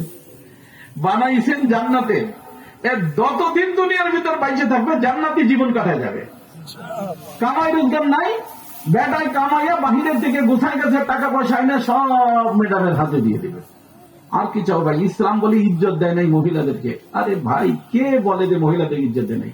এর থেকে বড় ইজ্জত আর কি হইতে পারে বলেন তো দেখি? আপনার একটু দিলের কান মানে শুনেন, একটা হলো গন্ডগোল করা, গন্ডগোলের তো কোনো নাই, এর কোনো, যারা এখানে আছেন প্রশাসনের লোক অবশ্যই আছেন, একটু মেহরবানি করে আপনি মানুষ হিসেবে আল্লাহ তাআলা জ্ঞান বুদ্ধি সবই দিছে, এর থেকে আর ইজ্জত কি হইতে পারে? জন্ম হলো জান্নাতে, আবার কামাই রোজগারের কোনো দরকার নাই, দুনিয়ায় থাকবে, জান্নাতে জীবন কাটাবে। সুবহানাল্লাহ। এর থেকে আর কি দরকার? ইসলাম আর কি দিবে? আল্লাহ তাআলা আমাদেরকে বোঝার তৌফিক দান করেন। আচ্ছা, এছাড়া যত মানুষ আছে সব মানুষ জন্ম নেয় মায়ের পেটে। কোথায় জন্ম নেয়? মানে গাড়িতে বসে, গাড়িতে বসে কোথায়? মায়ের পেটে। এখন এই মায়ের পেটের থেকে গাড়িতে বসে দুনিয়ায় আসে, কেন আসে এইটুক বুঝলে আমার ওয়াজ শেষ। একটা কাজের জন্য। কয়টা কাজের জন্য? একটা কাজ। এইটুক বুঝাবো আমি, এইটুক বোঝানোর জন্য সব বলতেছি। মায়ের পেটের ভিতরে আল্লাহ পাক 4 মাস 10 দিনে, ওই যে ফেরেশতাদের মাধ্যমে আল্লাহ তাআলা 4 মাস 10 দিনে এই গাড়িটা, বডিটা তৈরি করান। বডিটা যখন তৈরি হয়ে যায়, তখন ওই ঊর্ধ্ব জগৎ থেকে 2 জন ফেরেশতাকে আল্লাহ বলেন যে আমার বান্দার গাড়ি অমুক দেশে, অমুক দেশে। এসব সিলেক্ট করেন আল্লাহ। এজন্য আল্লাহ সিলেক্ট করার উপরে যদি কোনো ব্যক্তি প্রশ্ন করে, তার ঈমান নষ্ট হয়ে যায়। এই জন্য অমুক ওই দেশের, একমুক এই দেশের, আমি এই দেশের, অমুক এই দেশের, এ নিয়ে কোনো আলোচনার পারমিশনই নেই। কারণ এই বাংলাদেশে আমি যে বসছি গাড়িতে, আমার ইচ্ছা না আল্লাহর ইচ্ছা? আল্লাহর ইচ্ছা। এখানে বলার কি আছে? আরেকজন বসছে সৌদি, আল্লাহর ইচ্ছা। বান্দার ইচ্ছার সাথে কোনো সম্পর্ক নাই। আল্লাহ তাআলা বলেন যে আমার এই বান্দার গাড়ি অমুক দেশে, অমুক ডিস্ট্রিক্টে, অমুকের মেয়ে, অমুকের স্ত্রী, অমুকের পেটে রেডি, তার গাড়িতে নিয়ে তাকে বসায় দাও। ফেরেশতা রওনা দেয় কোন থেকে? ঊর্ধ্ব জগৎ থেকে, রূহের জগৎ থেকে। কোথা থেকে আসে? কোন দিকে? দুনিয়ার জগতের দিকে। ঠিক আছে? এই মায়ের পেটের ভিতরে যে গাড়ি রেডি, সেই গাড়িটা এনে বসায় দেয়। বসানোর পূর্ব মুহূর্ত পর্যন্ত গাড়ি অচল, গাড়ি অচল। বসা মাত্রই গাড়ি সচল। মায়ের পেটে গাড়ি লড়াচড়া শুরু করে দেয়, আর আম্মু বুঝতে পারে যে আমার বাবুকে আল্লাহ তাআলা রূহ দান করছেন। কথা কি বুঝতেছেন? তার অর্থ রূহ নামী মানুষটা, যেইভাবে বলতেছি মুখস্থ রাখবেন, কারণ সামনে আমি একটা কথা বলবো। রূহ নামী মানুষটা দেহ নামী গাড়িতে বসে মায়ের পেটের থেকে দুনিয়ার জগতে আগমন হয়। এখন কয়টা জিনিস এখানে? 2টা। একটা হলো দেহ, একটা হলাম আমি। আমার জন্ম ঊর্ধ্ব জগতে, দেহের জন্ম দুনিয়ার জগতে। ঊর্ধ্ব জগৎ অদৃশ্য, আমি অদৃশ্য, দুনিয়ার জগৎ দৃশ্যমান, দেহ দৃশ্যমান। কথা কি বুঝতে পারছেন? হ্যাঁ, জি। তো যেটা দেখা যাচ্ছে এটা আমি না, এটা আমার। এটা আমি না আমার, আমার আমি কই ভিতরে আছে না নাই? আছে। समझ में तो आती है, नजर नहीं आता। বুঝে আসে, দেখা যায় না। যায় না। আল্লাহকে বুঝে আসে, দেখা যায় না। ফেরেশতা বুঝে আসে, দেখা যায় না। কে কে দেখতেছেন? এখানে ফেরেশতা আছে না? হাফাত হুমুল মালায়েকা, ফেরেশতারা চতুর্দিক দিয়ে বেষ্টন করে রাখছে, কিন্তু আসার সময় দেখা হচ্ছে কার কার সাথে? কারোর সাথে ধাক্কা টাক্কা লাগছে? ধাক্কাও লাগেনি। কথা বলছেন? তো এই যে আমি যে এই দেহের ভিতর আছি, এটা দুনিয়ার জগৎ। কি জগৎ? দুনিয়ার জমিন। এটার নাম কি? জমিন। এই জমিনের জগতের ভিতর আবার ছোট্ট একটা জগৎ আল্লাহ তাআলা বানিয়েছেন, সেটা হলো এই যে দেহ। এই জন্য বলা হয় যে এই মুহূর্তে আমরা আছি আলমে আজসাদের মধ্যে। আলমে ছিলাম, আলমে আরওয়াহ। আলমে আরওয়াহটা ঊর্ধ্ব জগতে। সেই ঊর্ধ্ব জগতের ভিতর আলমে আরওয়াহ থেকে পাঠাইছেন দুনিয়ার জগতে। সেই দুনিয়ার জগতের ভিতরে ছোট্ট একটা জগতের নাম দেহের জগৎ। কিসের জগৎ? ওটা হলো রূহের জগৎ। এটা হলো জন্মের পরে ছিলাম রূহের জগতে। কতদিন, কয় মাস, কয় বছর ছিলাম আল্লাহ জানেন, কেউ জানে না। কোরআন হাদিসের কোন আলোচনা নেই। কথা বলেন নেই। বর্তমানে আছি কোথায়? কোথায়? দেহের জগতে। কোন জগতে? আলমে আজসাদ বলা হয়, দেহের জগতে। এই দেহের জগতে আশাও এর শুরু আছে, শেষ আছে। মনে রাখতে পারবেন? দেহের জগতের কি আছে? শুরু আছে, শেষ আছে। এরপরে যে কোনো দিন আমি আবার দেহ নামী গাড়ির থেকে নামবো। নামার নাম কি? মৌত। এই মৌতের পরে আবার একদিন রুহু রুহের জায়গায় থাকবে, দেহ দেহের জায়গায় থাকবে। থাকবে কোথায় তা আমি বলবো, ওইটা আমার আলোচ্য বিষয় আছে। রুহু আর দেহকে আল্লাহ তাআলা আবার একত্রিত করবেন। তো রুহু আর দেহ একত্রিত হইলে তার নাম কি? হায়াত। এই যে মাশাআল্লাহ বুঝছেন আপনারা। রুহু আর দেহ একত্রিত হইলে তার নাম হায়াত। তো এই রুহু আর দেহ আবার একত্রিত হবে, অর্থাৎ তার নাম কি? হায়াত। কিন্তু ওই যে একত্রিত যে হবে, বাস আর কি ভিন্ন হবে? না। ভিন্ন হবে না। এই জন্য ওই হায়াতটার নাম কোরআনের ভাষায় হায়াতে আবাদি। কি নাম? হায়াতে হায়াতে আবাদি। আবার শব্দের অর্থ হলো সর্বদা, যার অর্থ শুরু আছে, শেষ নেই। কথা বুঝছেন? তো আমাদের হায়াত কয়টা? কয়টা? দুইটা। এক হায়াত বর্তমানে আছে, আর এক হায়াত সামনে হবে। এই হায়াতের শুরু আছে, শেষ আছে। ওই হায়াতের শুরু আছে, শেষ নাই। ওই হায়াতের নাম হায়াতে আবাদি। মনে থাকবে? ওই হায়াতের মধ্যে মানুষ দুই ভাগে বিভক্ত হয়ে যাবে। কয় ভাগে? কয় ভাগে? আর ওই হায়াতের মধ্যে মানুষ যে দুই ভাগে বিভক্ত হবে, তো রাখার জায়গাও তো দুইটা হইতে হবে। রাখার জায়গা দুইটা ভাগ। যখন এক ভাগ এক জায়গায় থাকবে, আর এক ভাগ আর এক জায়গায় থাকবে। এক ভাগ যেখানে থাকবে, এরা হলো ওই সমস্ত মানুষ যারা এই হায়াতের মধ্যে মাত্র একটা কাজ করছে। কয়টা কাজ? কয়টা কাজ? একটা কাজ। মনে রাখতে হবে। কয়টা কাজ? একটা। সেটা হলো ঊর্ধ্ব জগতে যা বলছে ওই কথার উপরে এখানে এসে অটুট রয়েছে। এর নাম ইস্তেকামত। এর নাম এই কাজটা করছে। এই কাজটা করতে ঊর্ধ্ব জগতে রব্বুল আল্লাহ বলছে, এখানেও সে রব্বুল আল্লাহ বলবে। কিন্তু ওখানে রব্বুল আল্লাহ বলার কারণে কোন শক্তির সাথে তাকে ফাইট করতে হয় নাই। কোন শক্তির সাথে তাকে কি করতে হয় নাই? যুদ্ধ করতে হয় নাই, কষ্ট হয় নাই। ফেরেশতারা রব্বুল আল্লাহ বলে, ফেরেশতাদের কোনো কি নাই? কষ্ট নাই। আর কষ্ট ছাড়া কোন মানুষের প্রমোশন হয় না। কথা বুঝছেন? এই কষ্টের নাম কোরআনের ভাষায় জুহুদ বা মুজাহাদা। কি নাম? জুহুদ বা মুজাহাদা। জুহুদ বা মুজাহাদা। তার অর্থ ঊর্ধ্ব জগতে রব্বুল আল্লাহ আমরা বলছি। এই রব্বুল আল্লাহ বলার কারণে অন্য কোন শক্তির ভিতরে বাহিরে কোন শক্তির সাথে আমাদের যুদ্ধ করতে হয় নাই। রব্বুল আল্লাহ রব্বুল আল্লাহ। কিন্তু এখানে আসার পরে যখন আমরা রব্বুল আল্লাহ বলি, তখন দুইটা শক্তি এখানে আল্লাহ তাআলা দিয়ে রাখছেন। কয়টা শক্তি? দুইটা শক্তি। দুইটা। একটা শক্তিকে আল্লাহ বসাই দিয়েছেন আমার গাড়ির মধ্যে। একটা শক্তি বসাই দিয়েছেন আল্লাহ তাআলা আমার গাড়ির মধ্যে। এই গাড়ির সাথে সম্পর্ক। তার অর্থ যতদিন এই গাড়ি ছিল না, ততদিন ওই শক্তিটা ছিল না। যখন আমার সম্পর্ক গাড়ির সাথে থাকবে না, তখন ওই শক্তিও মরার পরে ওই শক্তি থাকবে না। আর আরেকটা শক্তি হলো এমন, থাকে গাড়ির বাহিরে, কিন্তু যে কোনো মুহূর্তে সে গাড়ির ভিতর ইন করতে পারে। আর এই গাড়ির যে মালিক, তার থেকে ওয়ান টাইম পারমিশন সে আল্লাহ থেকে নিয়ে নিছে, যে আমি যে কোনো সময় ইচ্ছে করবো এই গাড়ির ভিতরে ঢুকতে পারবো, আমাকে সুযোগ দেওয়া হোক। আল্লাহ বলেন ওকে, তোমাকে দেওয়া হলো। আর আমার আপনার পারমিশনের কোনো প্রয়োজন এই বাবু বসো, আমার আপনার পারমিশনের কোনো প্রয়োজন নাই। তো কয়টা শক্তি হলো? দুইটা শক্তি। ভিতরে যে শক্তিটা, ওই শক্তির নাম হলো নফস। কি নাম?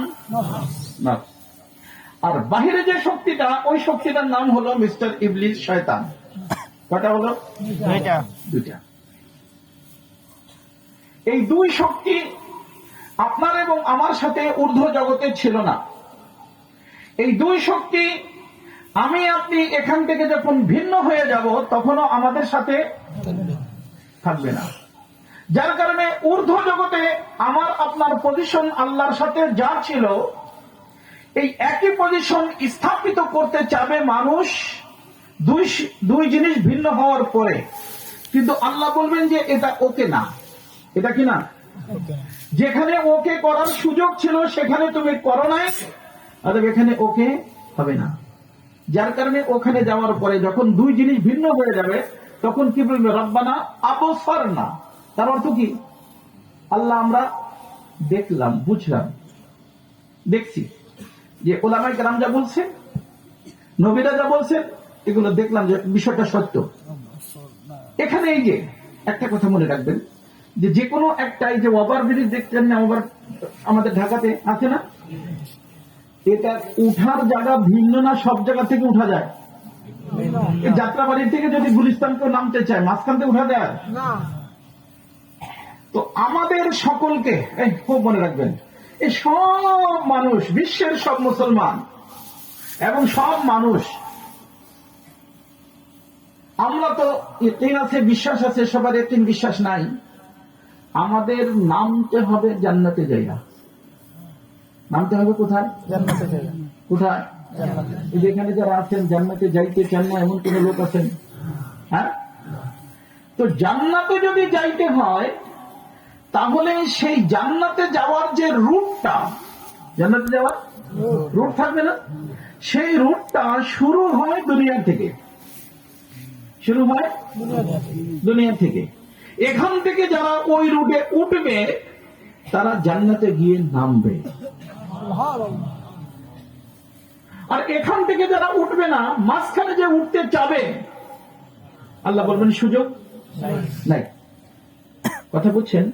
ওই যে রুটটা, ওই রুটটার নাম সিরাতে মুস্তাকিম। সে রুটটার নাম ইহদিনাস সিরাতাল মুস্তাকিম।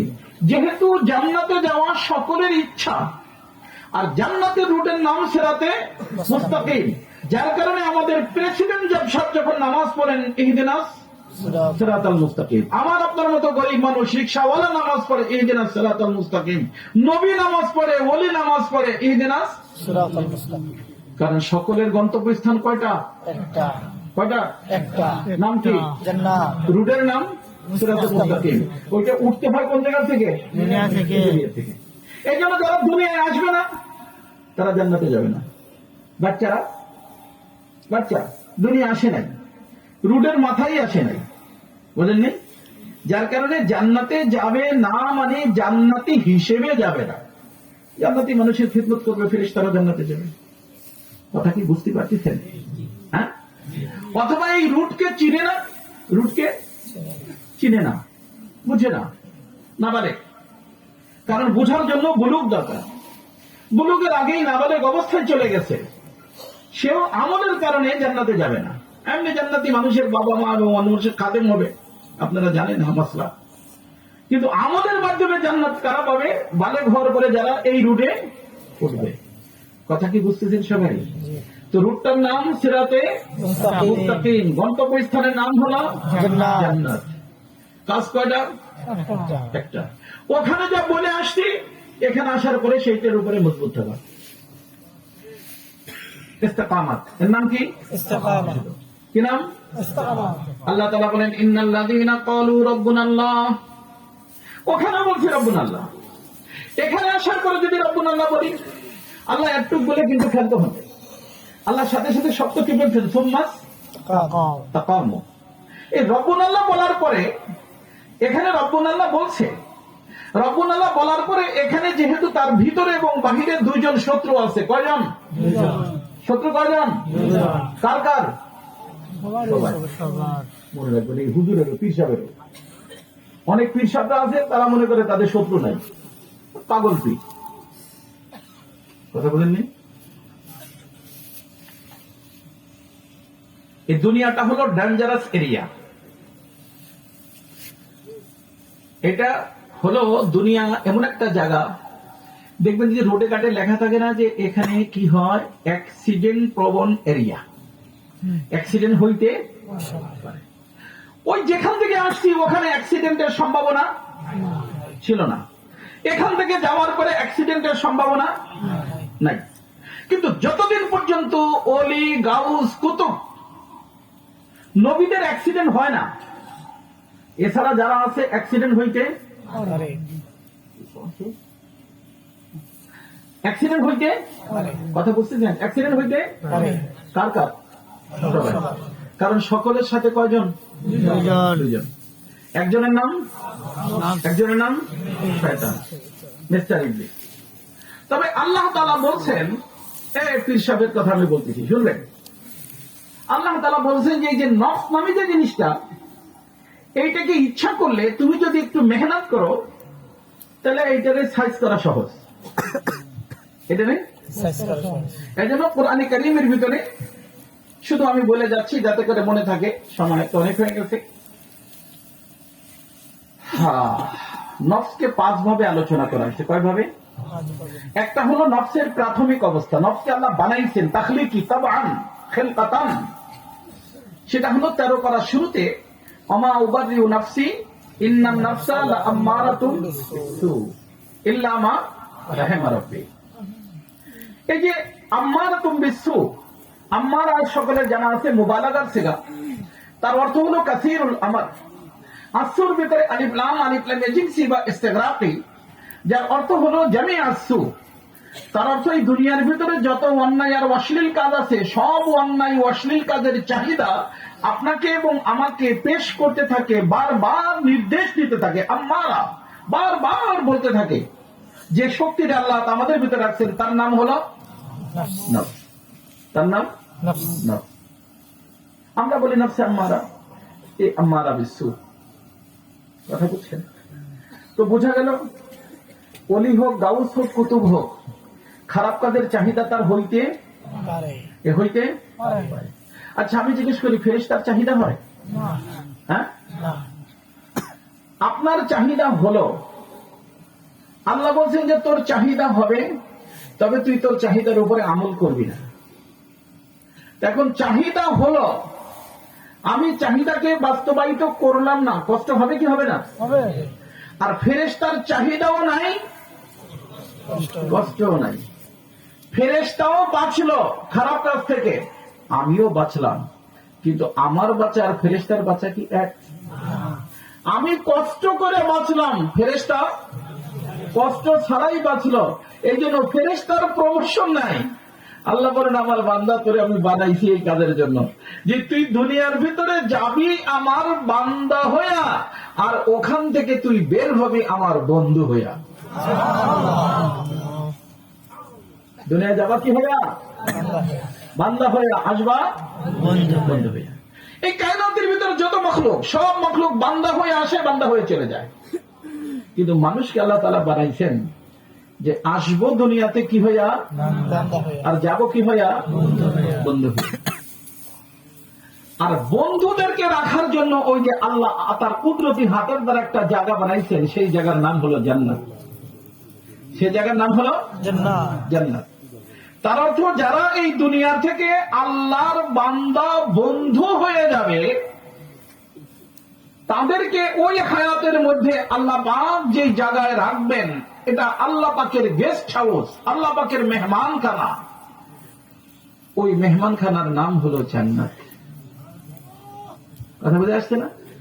আর এখান থেকে যারা বন্ধু হবে না, বন্ধু হবে না, ওই যে ওখান থেকে রব্বুল আল্লাহ বলে আসছে, এখানে এসে ভুলে গেছে, এখানে এসে ভুলে গেছে, তো বান্দাও তো থাকলো না, তাই না? বান্দাও থাকলো না, সে মুজরিম হয়ে গেল। কি হয়ে গেল? মুজরিম, অপরাধী, আসামি। আর এই আসামিদেরকে রাখার জন্য আল্লাহ পাক আরেকটা জায়গা বানাইছেন, তার নাম হলো জাহান্নাম। তো সামনে জায়গা কয়টা? একটার নাম, একটার নাম। আমরা যাইতে চাই কোথায়? হইতে হবে কি বন্ধু, হইতে হবে কি আল্লাহ। আর বন্ধু হওয়ার জন্য কাজ কয়টা? মাত্র একটা। ওখানে যা বলে আসছে ওইটা ধরে রাখা। ওখানে যা বলে আসছি ওটা কি রাখা? ধরে রাখা। ওখানে যেটা বলে আসছি, ওই বলে আসার সময় দুই শক্তির কোন শক্তি ছিল না, যার কারণে ওখানে কারোই কোনো প্রমোশন ছিল না। এখানে যখন আসে তখনও প্রমোশন নিয়ে আসে না। কুল্লু মাউলুদুন ইউলাদু আলাল ফিতরা। সমস্ত বাবুদের এক নাম। মুসলিমের ঘরে জন্ম নিক, অমুসলিমের ঘরে জন্ম নিক, নাম কয়টা? কি নাম? মাসুম। কি নাম? মাসুম। মাসুম ভাই, সবাই মাসুম ভাই না, কারো নাম টাম ভিন্ন টিন্ন আছে, কিচ্ছু না, এক নাম। কি নাম? প্রমোশন ছিল না।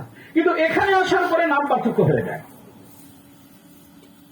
তিলকা রসুল ফাদ্দালনা বা'দাহুম আলা বা'দ, রসুলদের ফজিলত ঠিক এমনি ভাবে ওলিদের স্তর। ওলিদের ভিতর তিন স্তর। কয় স্তর? সালিহিন, শুহাদা, সিদ্দিকিন। কথা বুঝছেন? এই স্তর কখন এই সম্পর্কে আলোচনা শুনে নেবেন, তিন স্তর। তো এই যে পার্থক্যটা, এই পার্থক্যটা কিসের কারণে? মুজাহাদার কারণে। কিসের কারণে? মুজাহাদার কারণে। যদি এখানে আসার পরে যার যত মুজাহাদা তার তত বেশি মুশাহাদা।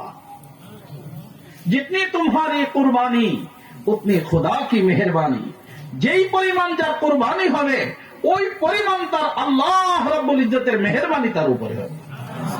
এই জন্য আমাদের রসুলের মাকাম সবচেয়ে ঊর্ধ্বের। আল্লাহ রসুল উযিতু ফিল্লাহি মা উযিয়া আহাদ। আল্লাহর জন্য যত কষ্ট আমি সহ্য করছি কেউ সহ্য করেনি।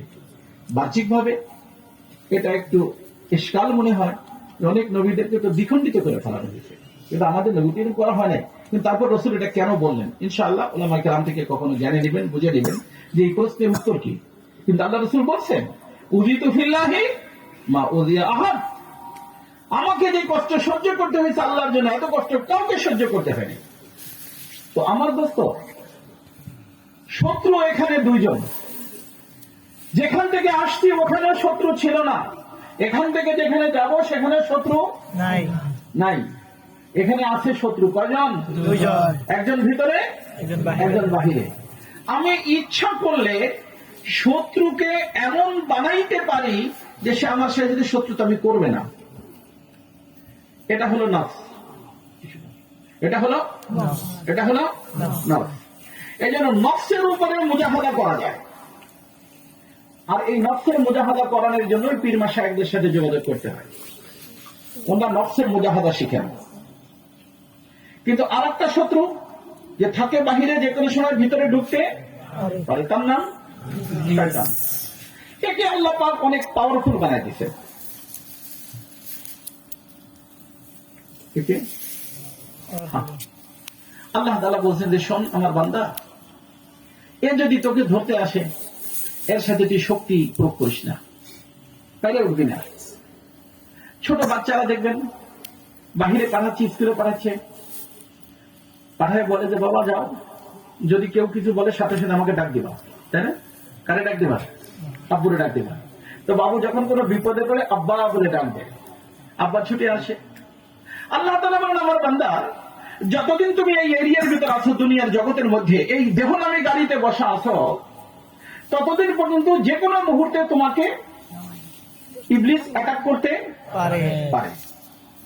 যদি করে তুমি শক্তি প্রয়োগ করো না, শক্তি প্রয়োগ করে তুমি পারবা না। তবে তোমার যেটা দায়িত্ব, ওই বাবু যেরকম আব্বা বলে ডাক দেয়, আব্বা সাহায্য করে শত্রু থেকে তাকে বাঁচায় নেয়, তুমি যদি রব্বা বলে ডাক দিতে পারো, কি বলে ডাক দিতে পারো? তুমি ডাক দিবা রব্বা বলে। আর তোমার রব এমন যে তার কোনো ঘুম নাই, তন্দ্রা নাই, দিনে ডাকলে দিনে পাবা, রাত্রে ডাকলে রাত্রে পাবা, যেখানে ডাকবা ওখানে পাবা। ফাইনামা তুওয়াল্লু ফাসাম্মা ওয়াজহুল্লাহ ওয়া ইম্মা ইয়ানজাগান্নাকা মিনাশ শাইতানি নাজগুন ফাস্তাইন বিল্লাহ ওয়া ইম্মা ইয়ানজাগান্নাকা মিনাশ শাইতানি নাজগুন। যদি শয়তান তোমার উপর অ্যাটাক করে, শক্তি প্রয়োগ করো না। আল্লাহ শক্তি প্রয়োগ করতে বলেননি। এই জন্য শয়তানের কি ইসলাম হবে? হ্যাঁ, শয়তানের ইসলাম হবে না। তবে নফসের কি হবে? ইসলাম হবে। কিন্তু নফসকে বানাইছেন আল্লাহ কি করার জন্য? আমাকে গুনার কাজ করানোর জন্য। এই জন্য আমাদের আকাবিরিন বলেন তাসকিয়া ফরজ হ্যায় और अपने को मुज़क्का समझना हराम है। আত্মশুদ্ধি ফরজ। নফসের উপর মেহনত করা, এই নফসকে আম্মারা থেকে লাওয়ামা, লাওয়ামা থেকে মুতমাইন্না পর্যন্ত নিয়ে যাওয়া আমার দায়িত্ব। মুতমাইন্না হওয়ার পরে যদি মুতমাইন্না হয়ে যায়, তখন এই নফসে মুতমাইন্নার ডিপারচার যখন হবে, দেহের ভিতর ঢুকছিল আম্মারা হয়ে, মেহনতের কারণে হইছে লাওয়ামা, লাওয়ামার কারণে হইছে মুতমাইন্না। এই মুতমাইন্না হওয়ার পরে ওই নফসের যে ব্যক্তি, সেই ব্যক্তির মাথার উপরে আল্লাহ রাব্বুল ইজ্জত আল্লাহর বন্ধুত্বের মুকুট রেখেছেন। তো ঢুকছিল বান্দা হইয়া, বের হচ্ছে বন্ধু হইয়া। গাড়িতে বসাইতে ফেরেশতা আসছিল দুইজন।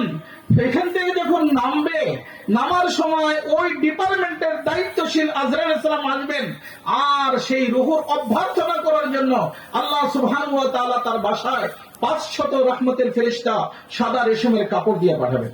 সুবহানাল্লাহ। ওদিক থেকে রব নিজেই আবার ডাক দিবেন, ইয়া আইয়াতুহান নাফসুল মুতমাইন্নাহ ইরজিই ইলা রাব্বিক।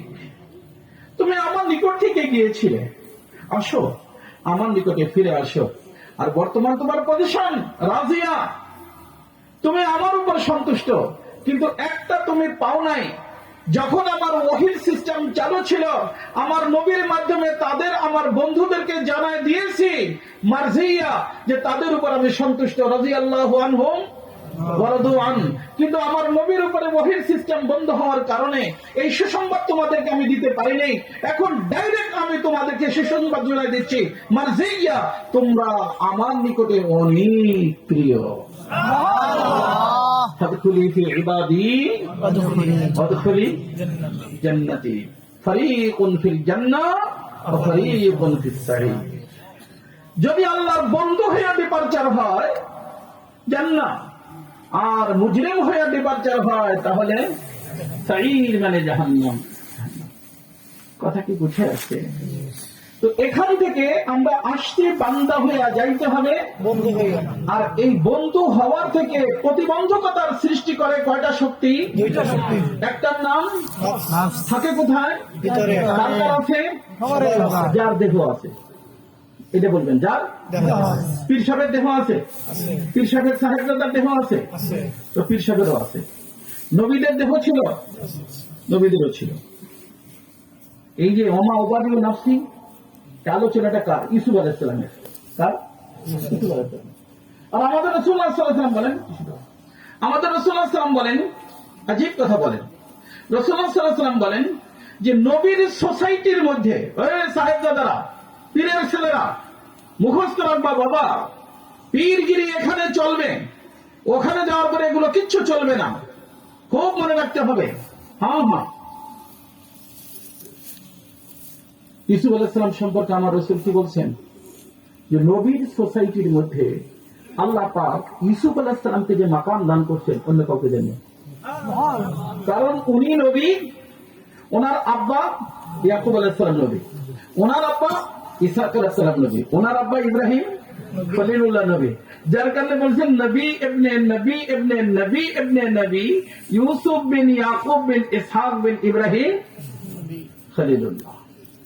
কথা বুঝে আসছে না? তো এতগুলো 4 পোস্টার নবী, তিনি বলতেছেন আমা উবাররিহু নাফসি ইন্নান নাফসা লাআম্মারাতুম বিসু ইল্লা মা রাহিমা রাব্বি।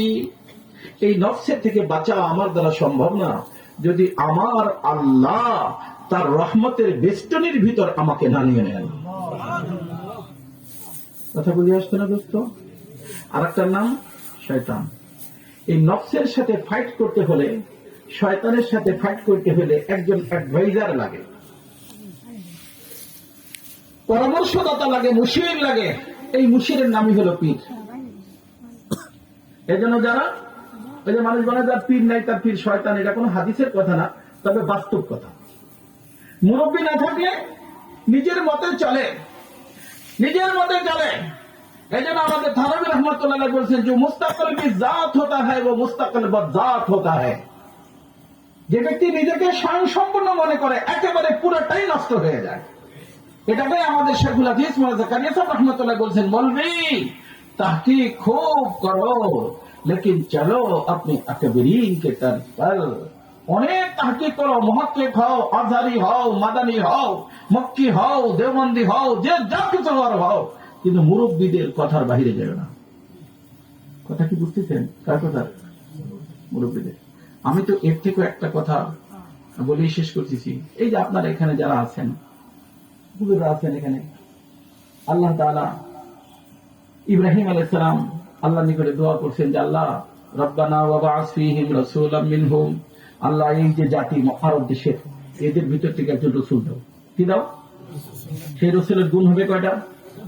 ইয়াতলু আলাইহিম আয়াতিহি ওয়া ইউযাক্কিহিম ওয়া ইউআল্লিমুহুল কিতাবা ওয়াল হিকমা। কিতাব ও হিকমত তালিম একই জিনিস। কয়টা? 3টা। আমি আপনাদেরকে জিজ্ঞাসা করি, এই যে হুজুররা যারা আছেন বা আপনারা যারা আছেন, কোন মানুষ তিলাওয়াতে কালামে পাক একা একা শিখে ফেলছে? হুজুর এরকম কে কি শিখছেন? একজন দুজন হাত। আমি কোন মানুষের সাথে যোগাযোগ করি নাই, কারি সাহেবের কাছে যাই নাই, একেবারে একা একাই হাফিজে কোরআন, আলেমে কোরআন সবকিছু হয়ে গেছে। এরকম আছেন কেউ? তিলাওয়াতে কালামে পাক শিখতে কারি সাহেবের সামনে বসা লাগে রে বাবা। তালিমে কিতাব ও হিকমতের জন্য 10 বছর 12 বছর পর্যন্ত মাঝে যেতে হয়। কি বলেন? 10 বছর 12 বছর। আর ওই যে আরেকটাতে রয়ে গেছে তাসকিয়া, তার জন্য কারোই কাছে যাওয়ার কোনো দরকার নাই। এর জন্য কারোর কাছে যাওয়ার দরকার নেই। অথচ খুব মনে রাখবেন, তিলাওয়াতে কালামে পাক করে মানুষ জাহান্নামে যাবে, তালিমে কিতাব হিকমত শিখে মানুষ জাহান্নামে যাবে, কিন্তু তাসকিয়ার করে কোনো মানুষ জাহান্নামে যাবে না। কদ আফলাহা মান যাক্কাহা। কদ আফলাহা মানে জীবন ধন্য, আর ফালাহ মানে মান যুহজিহা আনিন নার ওয়া উদখিলাল জান্নাতা ফাকাদ ফাজ। জাহান্নাম থেকে নাজাত পেয়ে জান্নাতে চলে যাবে, তার জীবন ধন্য হয়ে যাবে। এই আফলাহা ফাজার অর্থ নেই। আফলাহা আর ফাজার হুকুম আল্লাহ শুধুমাত্র তাসকিয়ার উপরে দিয়েছে। তো যাদের তাসকিয়া হবে তারা কোথায় যাবে না? জাহান্নামে যাবে না। কিন্তু দুঃখজনক কথা হলো, তালিমে কিতাব ও হিকমতের জন্য 12 বছর, তেলাওয়াতের কালাম পাকের জন্য মাশাআল্লাহ সময় আনলিমিটেড লাগাই দিছি, কিন্তু যেইটার কারণে জান্নাতে যাওয়া যাবে ওইটার চিন্তার ফিকির থেকে আমাদেরকে শয়তানে গাফেল করে রাখবে। আমাদের আকাবিরিনরা একজনও পাবেন না যে তেলাওয়াতে কালামে পাক শিখছেন, তালিমে কিতাব ও হিকমত শিখছেন, তাসকিয়া করেন দেয়।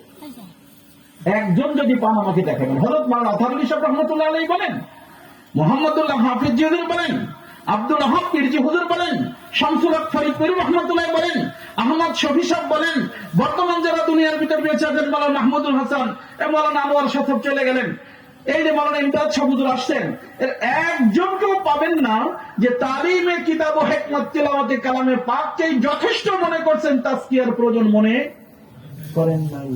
একজন যদি পান তার নাম ঠিকানা আমরা জানাই দিয়ে। হ্যাঁ, তাহলে আমরা কেন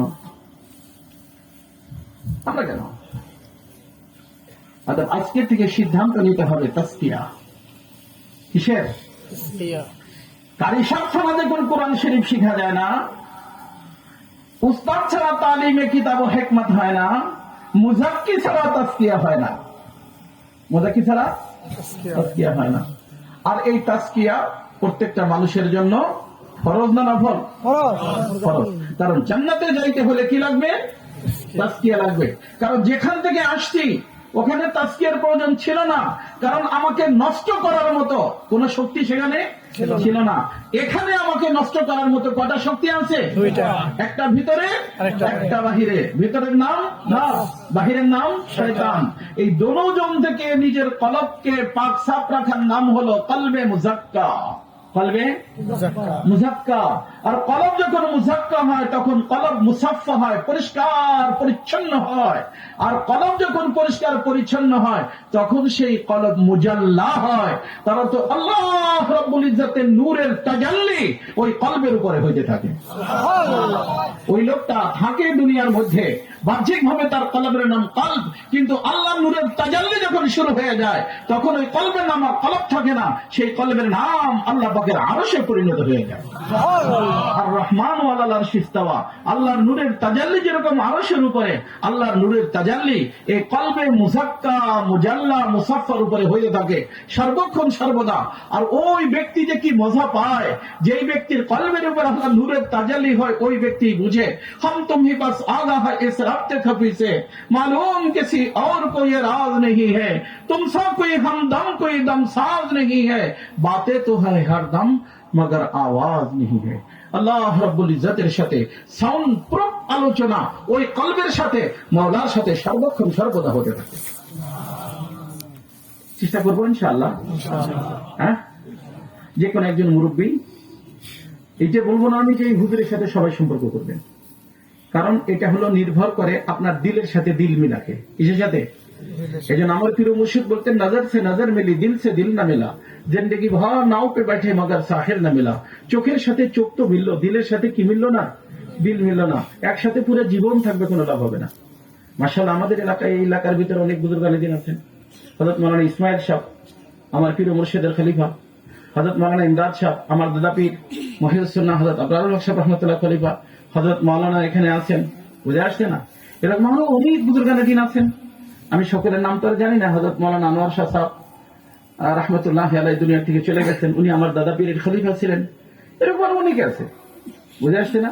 কাছে হোক দূরে হোক এটা দেখার বিষয় না। ডায়াবেটিস হইলে শাহবাগ যাইতে পারেন না? হ্যাঁ, সময় বের করেন কোত্থেকে? ওই যে যেই চিকিৎসার জন্য যাচ্ছেন ওটা ফরজ না সুন্নত? সুন্নত। হুজুর বলছেন অবশ্যই চিকিৎসা করা সুন্নত। ওই চিকিৎসা না করে দুনিয়া থেকে চলে গেলে কয়দিনের জন্য জাহান্নামে যাওয়া লাগবে? আর এই যে যেই চিকিৎসার কথা আমি বলতেছি, এই চিকিৎসা না করে গেলে জান্নাতে যাওয়াই যাবে না রে বাবা। লা ইয়াদখুলুল জান্নাতা মান কানা ফি কলবিহি মিসকালু যাররাতিন মিন কিবির। এক যাররা পরিমাণ অহংকার নিয়ে যদি দুনিয়া থেকে কারো ডিপারচার হয়ে যায়, তওবা সালা, যতদিন পর্যন্ত সেই জিনিসকে জাহান্নামের আগুন দিয়ে ধৌত করে ক্লিন না করা হবে ততদিন পর্যন্ত আল্লাহ পাক তাকে জান্নাতে যাওয়ার পারমিশন দিবেন না। বিষয়টা গুরুত্বপূর্ণ। বিষয়টা কি? চেষ্টা করবো সবাই ইনশাআল্লাহ। আল্লাহ তাআলা সবাইকে তৌফিক দান করেন।